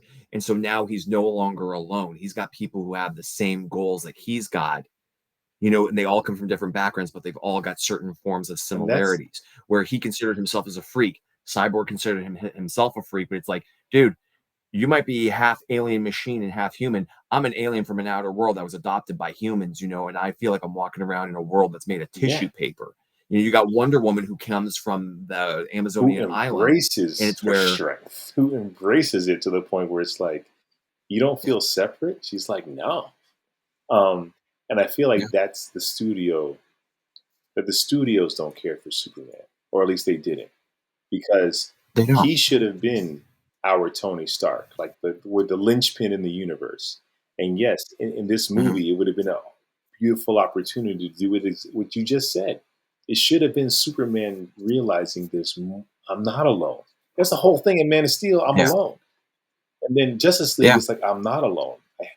But the studios were so focused on fast tracking the universe and so focused on Batman that they didn't even like answer the question that Clark has been yearning for since the beginning of Man of Steel, which is like, I'm alone. well, they wanted to play catch up with Marvel. That was the whole entire thing. That was what they were pushing for. They were playing catch up. It's like, guys, slow and steady wins the And race. you know what's really sad about it is like, you guys want to play catch up with Marvel because you saw what they did because they had to use their C-list characters because they licensed out all their A-list characters to other studios. You guys are using Batman, Superman, and Wonder Woman to catch up to Doctor Strange and the Guardians of the Galaxy. You guys should not have been looking at the competition. You should have been treating the Yeah, fact that you can use your A-listers when they had to wait 10 years before they can throw Spider-Man in there. It's yeah, like they were too busy trying to catch up to them when they were in the lead without knowing it. You have yeah, Superman and Batman in the same movie. Like yeah. you won. Just just just make an average movie. Just Oh yeah, make an average movie that would appeal to everyone and you would yeah. have won the day. Well, they could have taken certain elements. I mean, geez, if I'd probably just sit down with you and I'd start writing up, like, say, okay, here was how I would have actually written out the universe of how it was actually going to go down. I would take certain elements of Batman versus Superman. If they went Man of Steel, Batman, that's where I maybe would have added some elements from Batman versus Superman of where he like saw Wonder Woman. I would have mixed that into Batman. And so I Hmm. would have seen, maybe certain events that were actually going on in Batman were actually the events that happened in Man of Steel, where he was trying to catch certain things, of where maybe there is some mention of Superman, but we just see Superman from afar. We don't Yeah, actually see it up close of it. We just see him seeing certain things in a paper where there could have been certain forms of continuity that they actually could have continued onward with, but we don't actually get to see them mess up. Maybe they could have even done something at the end of the Batman movie where they did like in the movie Shazam, where Batman, could have had a conversation with Amanda Waller. And she's like, one of those little probe things shows up and flashes in front of him. yeah, And yeah, it's like, yeah, yeah. if you don't stop what you're doing, I'm going to send somebody. And he says, send who you're going to. And then all of a sudden, Superman shows up and then end the movie just like that. See, everything you're saying, they're great ideas, but I think the fundamental problem is Iron Man was great, especially Oh, yeah. for its time. Yeah. And they threw in that tag with Nick Fury. I don't think they Mhm. had a plan at that point. Marvel Studios, they weren't even sold to Disney yet. No. Iron Man was so good. Tony Stark was so good. They had to feed it sequels. Yeah. Man of Steel didn't. Man of Steel wasn't so good that we're like, well, now we got to get Batman involved. It's like make a strong film, Yeah. and everything else will follow. Mhm. They didn't care, like because we're talking about the Snyderverse, but we still got to talk about well, then the Suicide Squad. How does that fit? Okay, like Yeah. there's these other things that are still Snyderverse that were lukewarm Mhm. because they weren't making compelling films, and the audience were screaming for more. The audience wasn't screaming. I Yeah. love Man of Steel, but it was Mhm. divisive. Batman Yeah. v Superman, even more divisive. The audience, they weren't screaming for more in general. Well, Fanboys, we were, but like people who weren't comic book fans were screaming for more Iron Man. It ain't. see that's where I got my problem with James Gunn because I don't think Superman is something that he should have been really playing around with. He's more of like the smaller characters of where he can make them larger than life and make them bigger than they actually were, even in their own comic books. Like I would have actually had no problem with him going on and making like the movie The Question. See, I would want. I think I would. I would want someone darker for the question. Oh, see, I love the Justice League animated series, the version of The Question. Yeah, I I want a uh noir though. I want like this dark noir. I gotta have him have a little bit of comedy in there. I liked the chemistry they had written with him and Huntress. Yeah, 'Cause you're I right. always laughed when You're he was right. investigating Lex Luthor, when he was singing the little song right before he breaks into the facility, and it's where he's singing that little jingle of his, and it's where he's looking at the lock of it, and then he just grabs a trash can and throws it through the window and just You're walks right. right through. I'll fall back. You're right. Um, what I will say is, I think everything is a reaction, right? Yeah. So I think James Gunn making this movie, going out of his way, you don't care for it, but seeing Superman get beat up, he's going out of his way to humanize him, Yeah. and I think that maybe on a studio level, that is in a slight response to Zack Snyder going out of his way to make Superman a god. So it's almost like it's a reaction to that. Like we gotta make him human. We gotta make him relatable. He can't just be this god that's floating above everyone. And I'm not saying that's what Zach did, but overall, that's been the reaction to it. No, you're right though. That's actually what he did though, because Russell Crowe made the comment to him when right before when he's a child being put into the ship. His mother says they're going to kill him, and he says no, he'll be a god to them. That's the problem. And I think James Gunn is maybe, and that's what happened. That's like Joel Schumacher and Tim Burton, right? Like Mhm. Tim Burton made a great Batman film in '89. Batman Returns, very divisive, too dark, too gothic for some people. And they bring in Joel Schumacher. Pendulum swings completely to the other direction. Well, it's Batman because they had Forever, to do that for marketing reasons and the toy from sales. right. So, but I would say Batman Forever. I love Batman Forever. Oh, Batman and Robin absolutely. is terrible. So I feel like James Gunn is like Zack Snyder is Tim Burton. James Gunn is Joel Schumacher.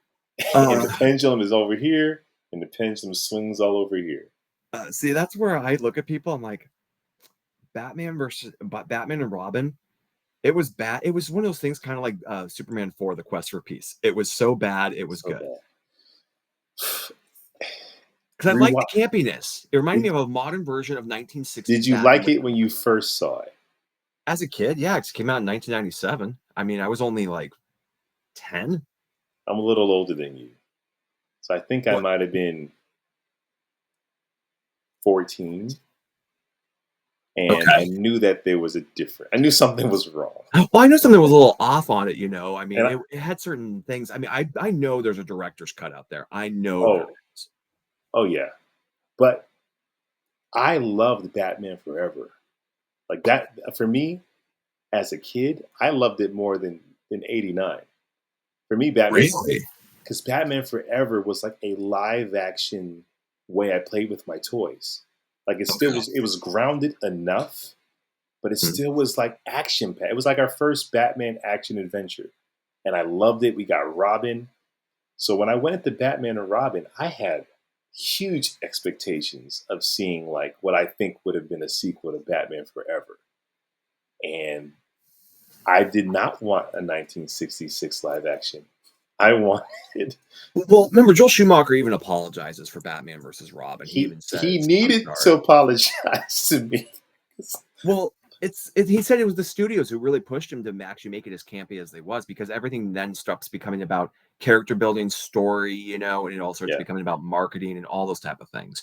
And that's where you had it, where they wanted him to just take a new take and get it away from the dark gothic stuff like Tim Burton took it at. Get it a little bit more lighthearted, get it a little bit more family friendly, get a little bit more back to the comic book version. Because we're seeing, okay, this is what Batman looks like in the mind of Tim Burton. We all know how his world is. His world's very dark, very gritty, maybe even a little disturbing and a little grotesque. And yeah. I tell people all the time, like, so you want to get a good idea of Tim Burton's idea. Nightmare Before Christmas, Beetlejuice. Beetlejuice, freaking Pee Wee, Pee Wee's Big Adventure. Oh That thing is gosh, yeah, dark. It's like, oh, you yeah. forget how. But no, Look, and you're right. And I think look at James, Frankenweenie. I haven't seen Frankenweenie. I don't. I had no desire. It's saying it just I seems recommend wrong. it. Seems wrong. Frankenweenie's funny. I'll see. It, Oh it's yeah, it's dark. Or Edward Scissorhands, or loved Edward Scissorhands. Corpse Bride. So I would say so. I'm giving James Gunn the benefit of the doubt, but I do like James Gunn's films outside of Guardians. I liked Super. I liked his version of Suicide Squad, and I know there's His still version was way better than the original Suicide Squad, yeah, even the director's cut and of I the know first. like he's really great at obscure characters who told the moral line, and now we got Superman who is not that. But I just like what I've seen in the trailers of. I like seeing Clark in the middle. I like seeing Farm Boy Clark. I like seeing him. As long as we still have Superman and Clark, I'm cool with having a more vulnerable, emotional Clark with Lois. He's Not too emotional though. That's my problem. no. That's He's he's too emotional. emotional. He's emotional. He's always But, been but, emotional. when you see from the trailer though, it's like, okay, they obviously have a dynamic relationship with each other. They are two people who have had a lot of conversations with each other, and like I said, they're an item. Their And item. it's like they've had to have had these conversations numerous times over and over again about morals and ethics. But the way they do the portrayal of how she goes into full girl boss mode and how she just transforms into just hammering him on certain things, it's like, whoa, whoa, whoa, whoa, whoa. Back it up a second.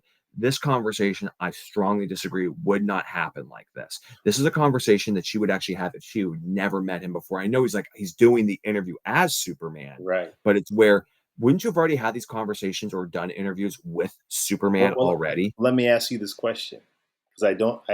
I think you're right, but I think it works if this is we're catching them in all their first times.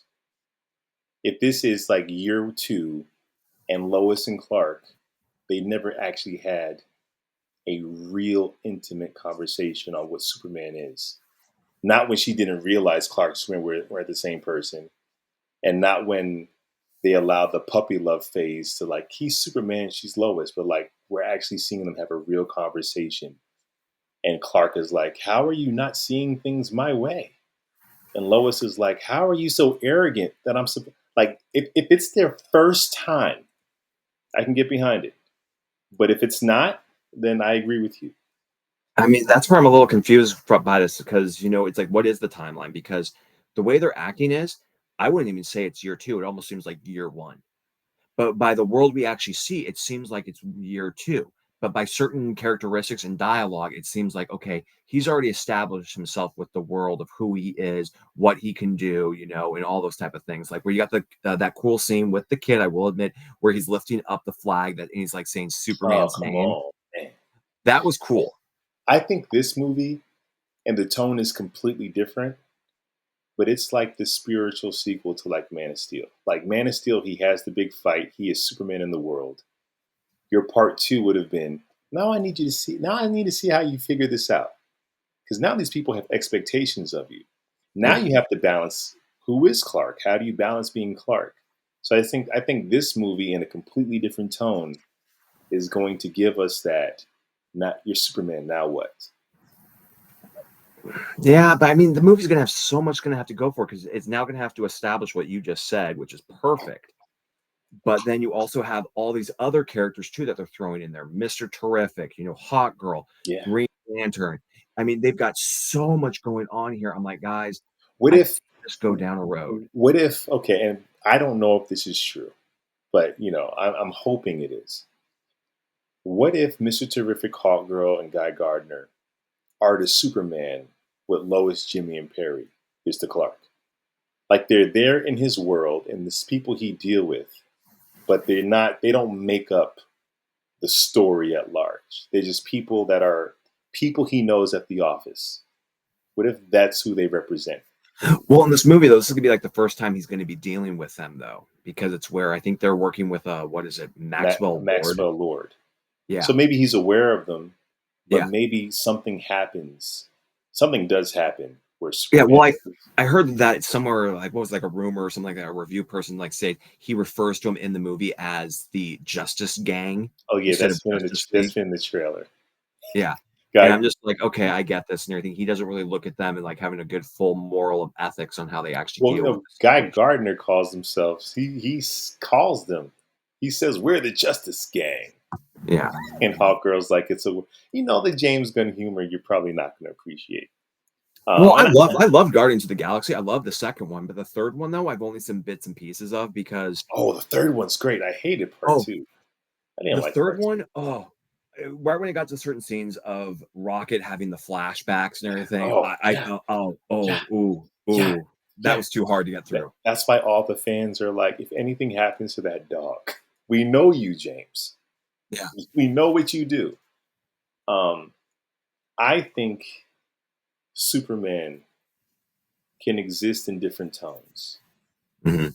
Now, I would say, depending on the tone, you may not care for a goofy Silver Age version. That may not be your bag.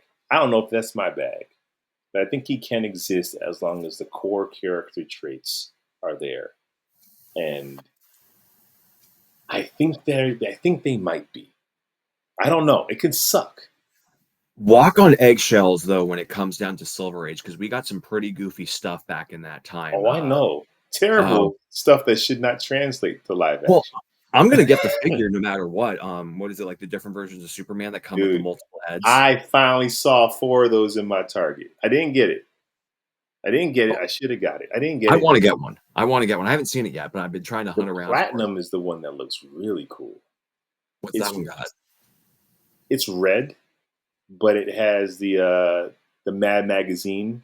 What's the guy's name? Oh, It has oh, that head, okay, and it okay. has I think the bandage Superman head. It has different heads, I and actually it's have a couple of those comic books. I actually have some original ones. I think the oldest comic book I actually have is a 1957 or 59. It was like my oldest Superman issue that I've actually got. dude, get it And clean. Got it? Did you get it clean, pressed, and graded? That I thing might haven't gotten be, it graded or anything like that, but I've got them all sealed, like hermetically sealed, cardboard wrapped up and everything. bro.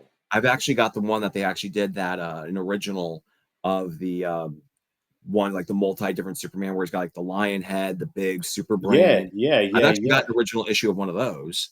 So you kind of need to get this figure because that'd be a dope display, like having Yeah. it in Well, box with the. I've got downstairs and I just haven't yet to frame it. I've got an original what was it 1978 or is it 79 original issue Superman versus Muhammad Ali. I think I told you guys that. Remember? Original. You Yeah. did. You did. Yeah, I've got an original. Jack is jealous. Jack is our graded comic book hunter. Yeah. Um, Uh, That one was a gift from my dad. I mean, it's a little beaten up. It's got like a little couple tears in it, and but a I mean, certain come things on, though. it Oh yeah, survived. oh yeah. Yeah, My it was dad a gift gave from me my a dad. my So dad gave me a box of his comics, and they all were like disintegrated pieces of like oh, barely any of them were intact. well, that's where I think I'm not sure if I told you guys. I actually have been on the hunt for a shadow box where I actually want to get it framed. I want to get this comic book framed by itself and then put it inside a shadow box where I actually want to take another Christopher Reeve figure, which I've actually got him right here. Oh, that's such a good figure. That's But such a good figure. I want to open another one up out of a box, and I actually want to put him inside the shadow box because what was it? Once again, I was like thrift shopping, and I saw they had for $5 a regular like $25 figure from wrestling, and it was Muhammad Ali, Oh shoot!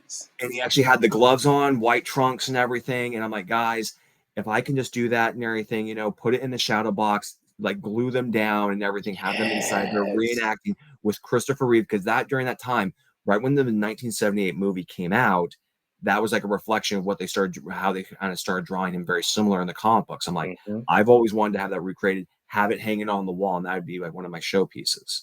Dude, so you got the Muhammad Ali? You Oh got? yeah, oh yeah, oh yeah, oh yeah. Oh yeah. So wait, how many Christopher Reeve figures do you own? You have two in box. You have one. No, so I've got one out of box, three in box, and then when it comes down to, I've got dark I version. I have, and that's another one I have never seen in the wild. I've got three in box. Now, this is what you're gonna like. You're gonna like this, and maybe if you, it's cool to display these guys together, and however you decide, it's cool to have like different Superman of different eras See, together. I only Henry Cavill figures I have are two. I've only got the one that came from Movie Masters that I took out of box. I'll have that one. Which one? Justice League or Man of Steel? Man of Steel. Oh no, I mean Batman v Superman. Man of Steel. It was the Man of Steel one. It was just like that simple red box and everything. Because I have a Jor-El of Russell Crowe. He's still in package, where Hmm. he was wearing the Kryptonian armor when he fought Zod. Yeah, yeah, yeah, yeah. I've got him in box, and then when it comes down to it, I'll put you up on here. The other one I have is that Movie Masters of him of Henry Cavill, but then the other Henry Cavill I have is actually what the wife bought me. Was the black suit from the Zack Snyder, Yeah, I got that one. I had to and get this one aftermarket prices. I don't think I think I've hardly have seen this one in store. I've Uh, seen a couple of places around. Like, what was it? One guy who I think I watch on YouTube. It's where he posts up things when they go back on sale and when they're back in stock again on Amazon. yeah, And he just showed that the Doomsday and Henry Cavill Superman are back on sale that on might Amazon. be that might be the way to do it. I just hate that Doomsday so much.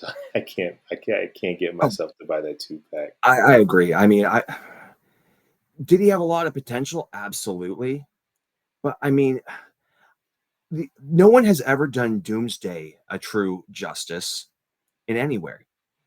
Well, Because, well, no, okay. do you think you Reign can? of Lois, he looked He great though, looked but great.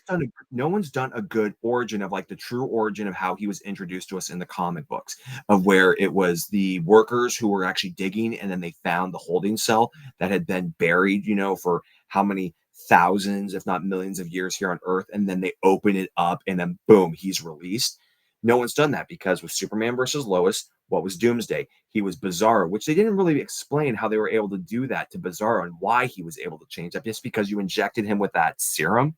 They injected him with the serum, which kind of made him Bizarro, and then Lex Luthor was just killing him over and over again. So they took that kind of part from the comics, where this he became Doomsday became so strong because they kept killing him, kept coming Yeah, well, back they did stronger. that part, but it was where they did it with Bizarro though. They turned Bizarro into It him, and was I'm like, Bizarro.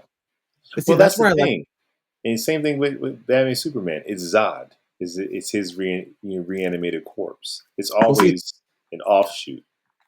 the closest one I've ever probably seen of a live adaptation of them create Doomsday, even though the show wasn't the greatest, was Krypton. You know, I have never gotten into Krypton. Did you watch some of it or no? I watched the first episode. I liked it, but then life, so I just never kept up with it. Give it another shot It was good. because I heard it's pretty good. it was sad how it was cut so short though. But when you actually see it, it's where they go on a lot more of it because the way they do the concept. Spoiler alert! If you don't want me to say anymore, Go ahead. Go ahead. Go ahead. you actually see when they actually created Bizarro because I believe because it's like this is all happening. I forgot how many. The whole entire story of Krypton is happening how many thousands of It's years. like Pharrell's grandfather or something, Something right? Or like great that. But grandfather. and it's where they fight or they're fighting Doomsday, but then you get a flashback of even further going back of Mm. actually they do these even further flashbacks.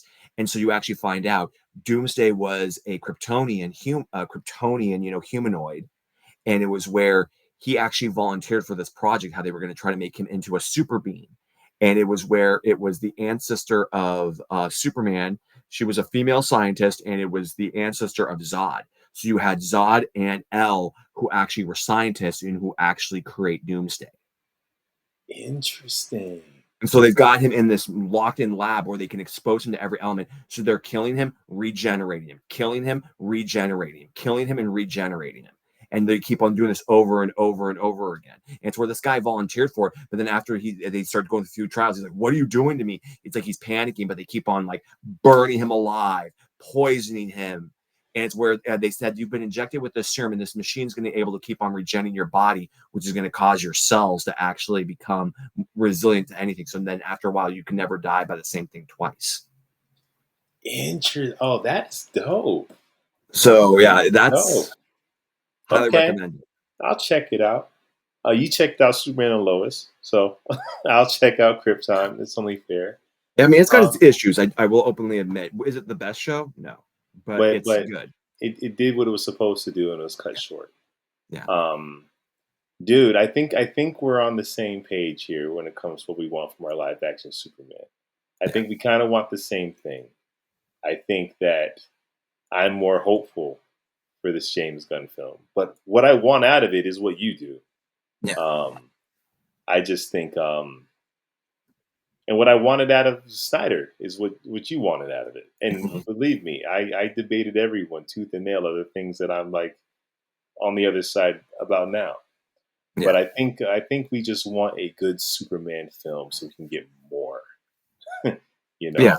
know, we kind of need this universe to succeed because if Superman flops, it's gonna be it for a while. Oh yeah. Absolutely. This universe, man. James Gunn recently said like the pressure of this movie needing to succeed, and if it doesn't, he's like, listen, it's a big deal, but it's not that big of a deal. There's more at play here. I hear him, but if you can't get Superman right, Yeah. can you really get the DCU right if you get Superman wrong? Like if it falls flat? Yeah. If No. you're gonna do Superman right, you got to have like the look and build of Henry Cavill. I'd say the suit colors and suit type of style. I'd say give us the Henry Cavill suit, Henry Cavill, the actor himself, or someone who looks kind of primarily like that, same type of build, look, and shape. Um, give him the colors of Dean Cain. Hmm. And I would say you want to have a ruthless Lex Luthor because I mean the guy that got to do Lex Luthor, he's okay. I still think he's a little too young looking. I appreciate it because I'm a Smallville guy, so Michael Rosenbaum, amazing. so I don't mind like my Lex and Clark being maybe 5 years apart.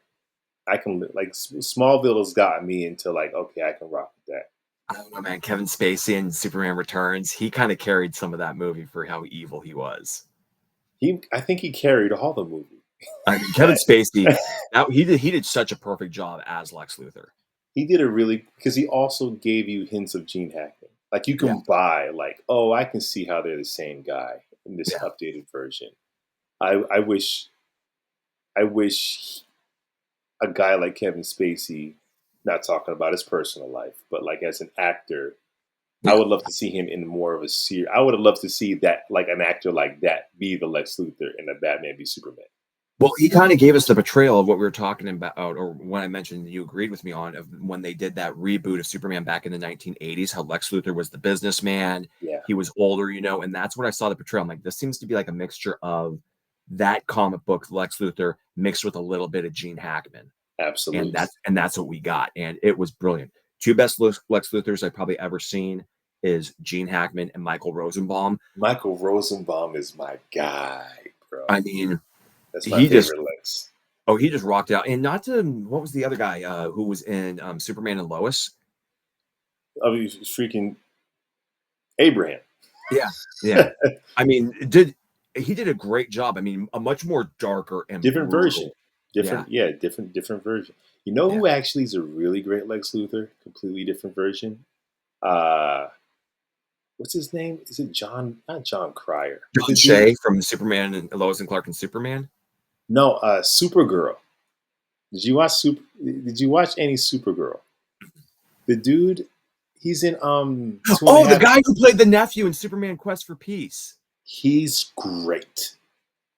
He's a great Lex Luthor. Okay, I saw certain glimpses of that and everything, and I'm like, It's more campy. It's supposed to be. yeah, He's operating in the avenue he's supposed to, yeah, but he's actually pretty fun.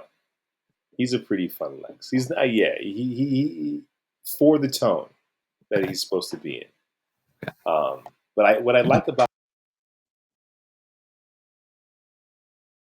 Did I lose you again? I think I lost your mic. keeps doing that to me. What I like about Nicholas Holt so far is like it's giving me. I feel like I'm seeing different variations. I'm seeing Michael Rosenbaum. I'm seeing the scientist, and I'm seeing the businessman. Like I'm seeing all the different parts of Lex Luthor kind of coming together in one. Well, I Um, think he even had gotten, didn't he get in contact with Michael Shea from Lois and Clark and Superman to kind of even portray that role? Because I forgot to even mention him. Michael Shea did such a great job. oh yeah, but that was like, oh, Lex can be like freaking James Bond. Like Lex is Well, he smooth. was smart, he was suave, Yeah, charismatic. My only issue when it came down to that whole entire thing is they rushed it too much in one season. It's like, guys, Lex Luthor, you could have actually had this whole entire building up point. You didn't need to do the whole entire marriage thing. I would have carried that up. You could have had that all in one thing because the way you kind of did it, you almost have it where like the one season can just be a standalone season. It doesn't need anything else to go yeah, after. yeah. And it's funny because once they rushed through that, like they had nothing for him to do. He would like come back, but like what should have been the villain of the entire series is kind of like he's there in season one, pops up again. I That's the story arc. I hated that storyline of Lois and Yeah. Clark. Lois Lane is a clone eating frogs. I'm I like the clone saga that is Lois Um, and Clark. I can't. yeah.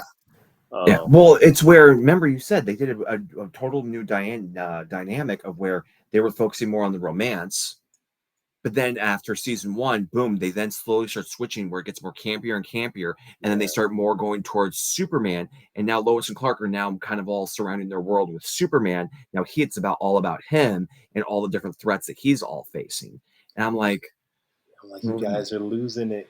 yeah, And when Lois and Clark got married, or they became an item first, uh-huh. it lost the sizzle. There was something about that season one, beginning of season two, of them just that love hate romantic Yeah, sexual tension, and you lose yeah." it. You Well, they also lose it. got rid of Cat Grant, and she They added got that rid of tension. they got rid of a lot. Like Cat Grant, even the dude that played Jimmy Olsen at first was I like the guy that replaced him, but everything was more grounded in season one. Well, they got rid of the first guy because what was it?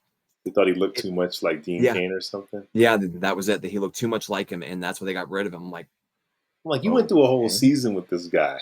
yeah, Like, you think we're just gonna forget? yeah. Um, Other did a great job too, though. But it's where I liked the guy from first season better. it's a little more grounded.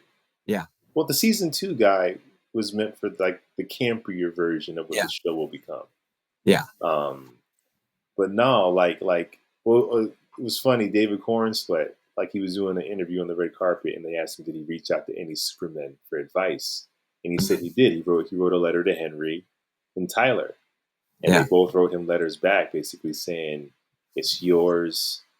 Make it your own. Like we're rooting for you."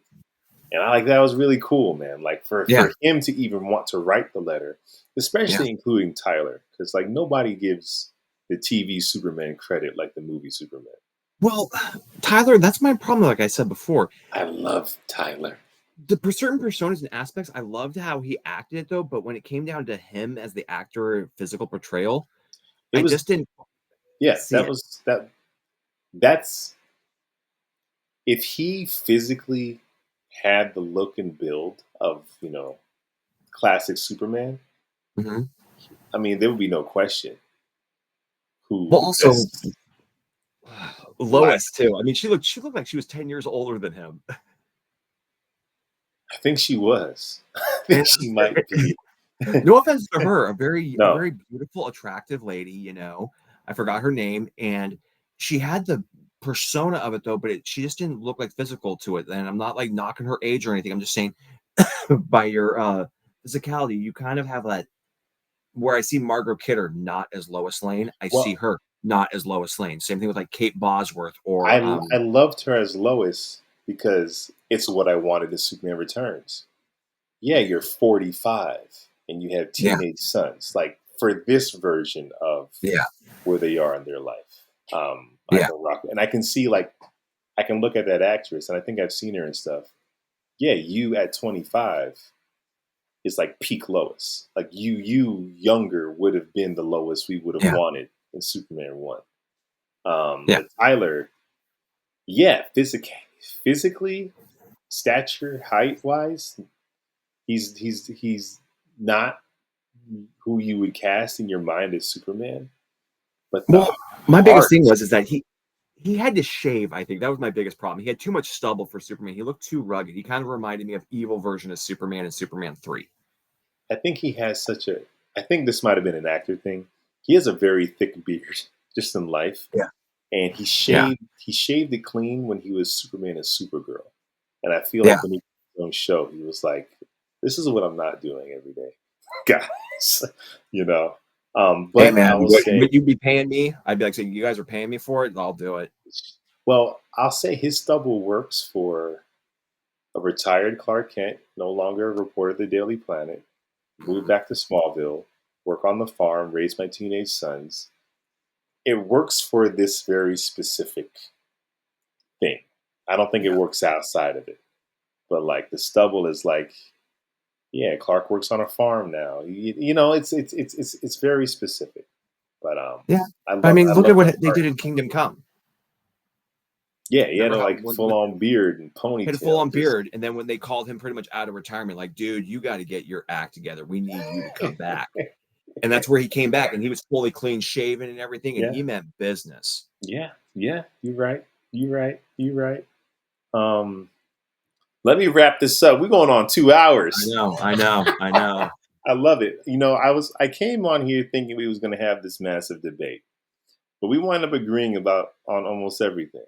Although I still think we don't agree on a couple things, but I Let think we bygones be agree bygones. on, huh? Let bygones be bygones. Well, I think the things that we disagree with each other about, we understand why you see it that way. Like I like the things I disagree with you about. I appreciate how you see it. Like I Yeah. say, oh, because the whole thing online is like, you're not a Superman fan. You're not a Superman fan. I'm like, no, you're a Superman fan, and I see how you see that, and I can see that as Superman. I What can we've see agreed that. though, what we've agreed on, what we disagreed on, saying now would each one of us actually do it the way it actually came out? And I agreed with you. I said no. Kind of like when it Right. came down to Zack Snyder, it's like, now would I personally, if I was writing a Superman movie, would I have done that? No. But can I understand with what his vision and what he was trying to portray, for this, Hmm. adaptation? I get it. And I will Yeah. defend his adaptation of what he was going for, because I understand where his concept was and where his head was at to do that. Not everyone's going to like it. Sure, fair enough. Is that the stereotypical Superman you want? No, you want that hopefulness. You want that, that light, that bright, that joy. But at the same time, it's like, but what if there was something else that happened to Superman where we see a little bit more of a grittier, a Yeah. guy who slightly doubts himself, where he's actually got a little bit of that skepticism that he's actually going on, of where he's got to build up to be the hero he's supposed to be. Dude, and honestly, for it came out in 2013, right? Yep. So for 10 years, I was you. Like, Jack hates Man of Steel. He hates that. So I'm you. Me and him are having full on debates. And my main thing is a filmmaker is allowed to present their take on a character. They're allowed to take liberties. You have a character that's been around since the 1930s. You can pick and pull. He hated the fact that Superman killed Zod. I'm like, I showed him comic book pages where Superman kills Zod. Like, so I've been on your side. That's why I appreciate your point of view. I like Man of Steel. I'm just like, don't build a universe off that guy. Well, Let it be. did you even throw it back at him and everything and like say, Oh no, what did he you do didn't in care. Superman 2? No, he He didn't care. killed Oh, now Superman 2. Before we go, Zod. we got to talk about the ridiculousness of that movie and how I didn't realize it until I was like much older. I was like, wait, I was embarrassingly older by the time I realized this. Where so Superman killed all them Kryptonian, or he killed one and let a couple die after they were depowered. Like he didn't have to kill them Well, at no, all. he never killed what was it, Nod? He didn't. He let him fall to his death, Well, and then Nod tried to fly at him and he just fell. like Superman could have saved him, but no. And then Lois, she punched Ursula, right, Yeah. and she fell. And then Superman did kill Zod. Kind Yeah. of just crushed his Well, hand and Precious threw him. Hands throws him against the wall and lets him fall. But like, and as a kid and as a teen, and even in my 20s, I'm like, yeah. And later in my 30s, I was like, they're depowered. Yeah. That didn't have to happen. He Yeah. mercilessly murdered those people Yeah. or let them die. He could have just easily apprehended them, and actually They taken don't them. have powers. Yeah. Yeah. Why?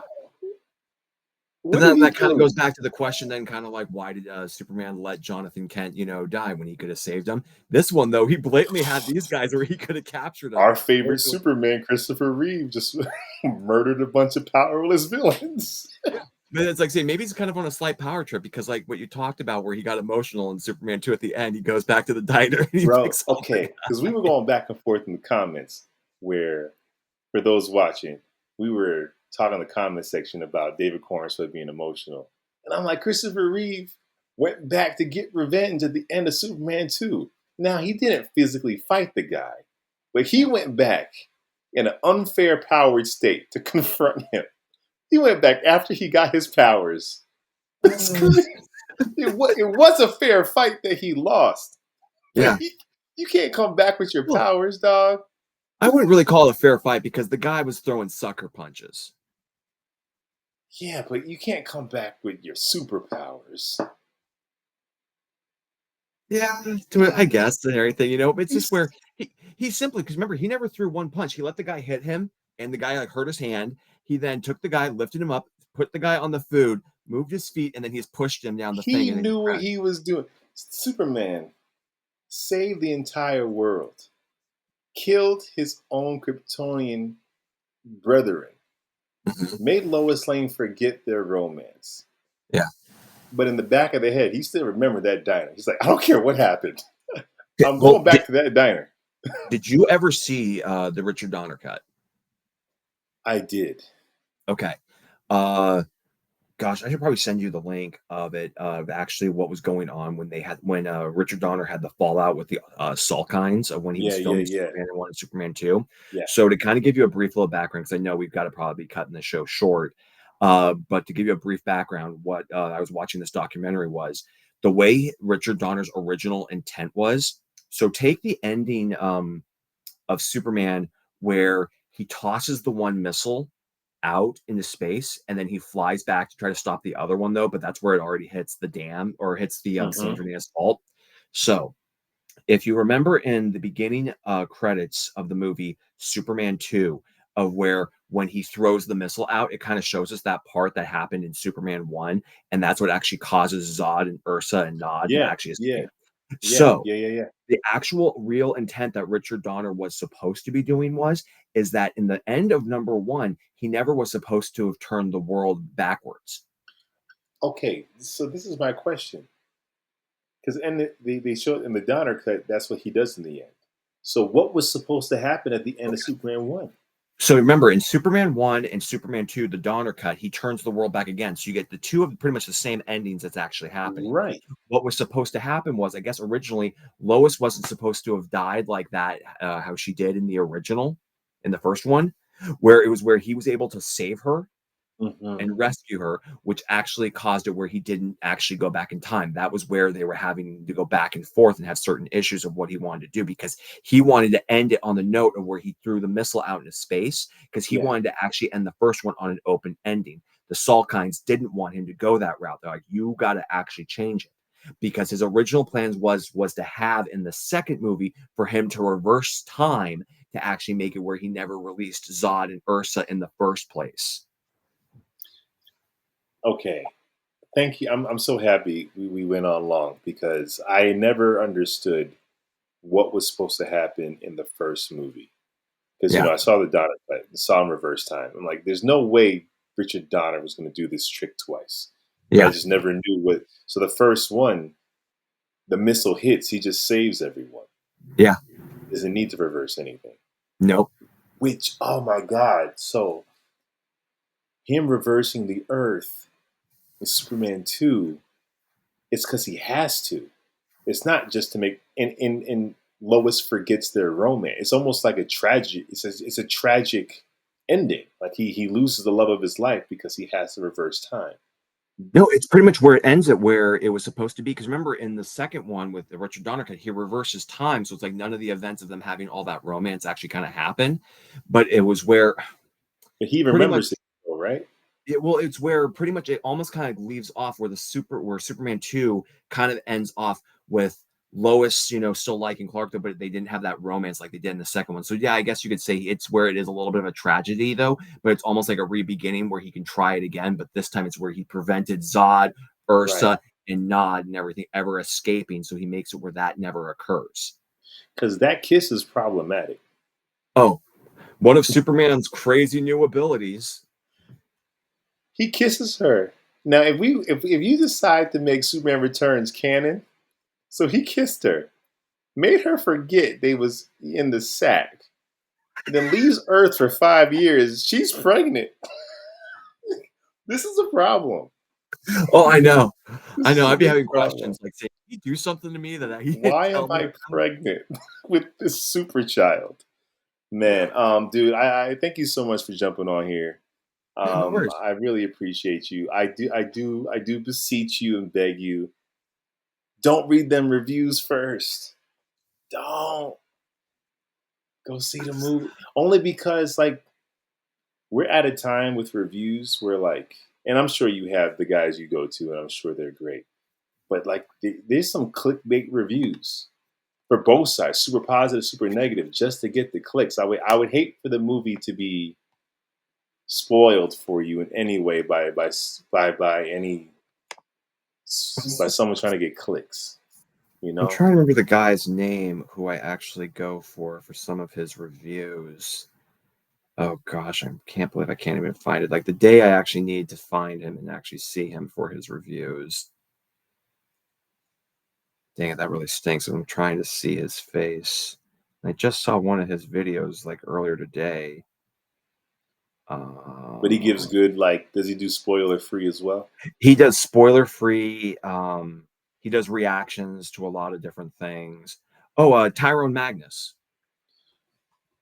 Oh, oh, I used to like him. No, you can't. No, you can't watch him. No, he hates this movie. He hated this movie. The first image. No, he's been actually warming up a lot more. He's been saying, "I hope I'm wrong. I hope I'm wrong." He's like, "I want to be wrong." He's like saying, "But I got a bad feeling." And also, he Tyrone. like I he was listens a with lot to Tyrone. well, he listens to the Critical Drinker. Yeah, yeah, yeah, yeah, yeah, The Critical Drinker, he can be funny though, but sometimes I think he can be a little, yeah, you know. yeah. I think he's fun to watch, but yeah, it's like, dude, you're being a little harsh though, but I get it. You're doing a lot of it for clickbait. Tyrone. Yeah, he was just hating. Yeah, But hey, just like you and me, he's even said the same things. He's like, hey, he's like, when it comes down to my soups, I want to see the cape flapping. that's listen. Honestly, I'm a simple man. I, I don't even need it to be a great story. Okay, it can be the most simplest, basic story. I don't need twists. I don't need nothing. I need Clark in glasses at the Daily Planet. I need him and Lois. I need him taking off his glasses. I need him flying, cape flapping, him saving the day. That's honestly all I need. Yeah, Like, that's why I hope I'm wrong. I do hope I'm wrong. I hope you're wrong too. I mean, but I've just got a bad feeling, in the words of Han Solo, I got a bad feeling about this. Oh no, no, no, no. I think it's gonna be good. I Oh, think if I'm wrong, I'm eating crow, and I have no problem and no. everything. I still think you're gonna walk away with I got a million problems. I still think that might be the case. Mhm. I think the foundation of it might be good. Okay. And then the other issues could be worked out in sequels. Okay. Tone can be adjusted. The Yeah. jokes can be taken out.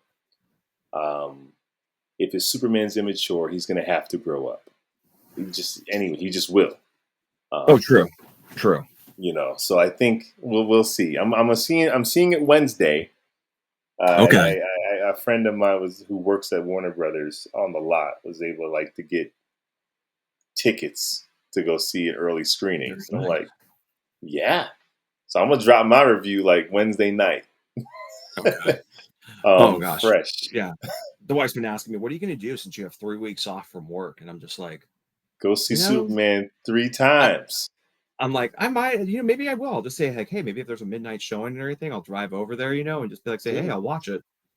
yeah.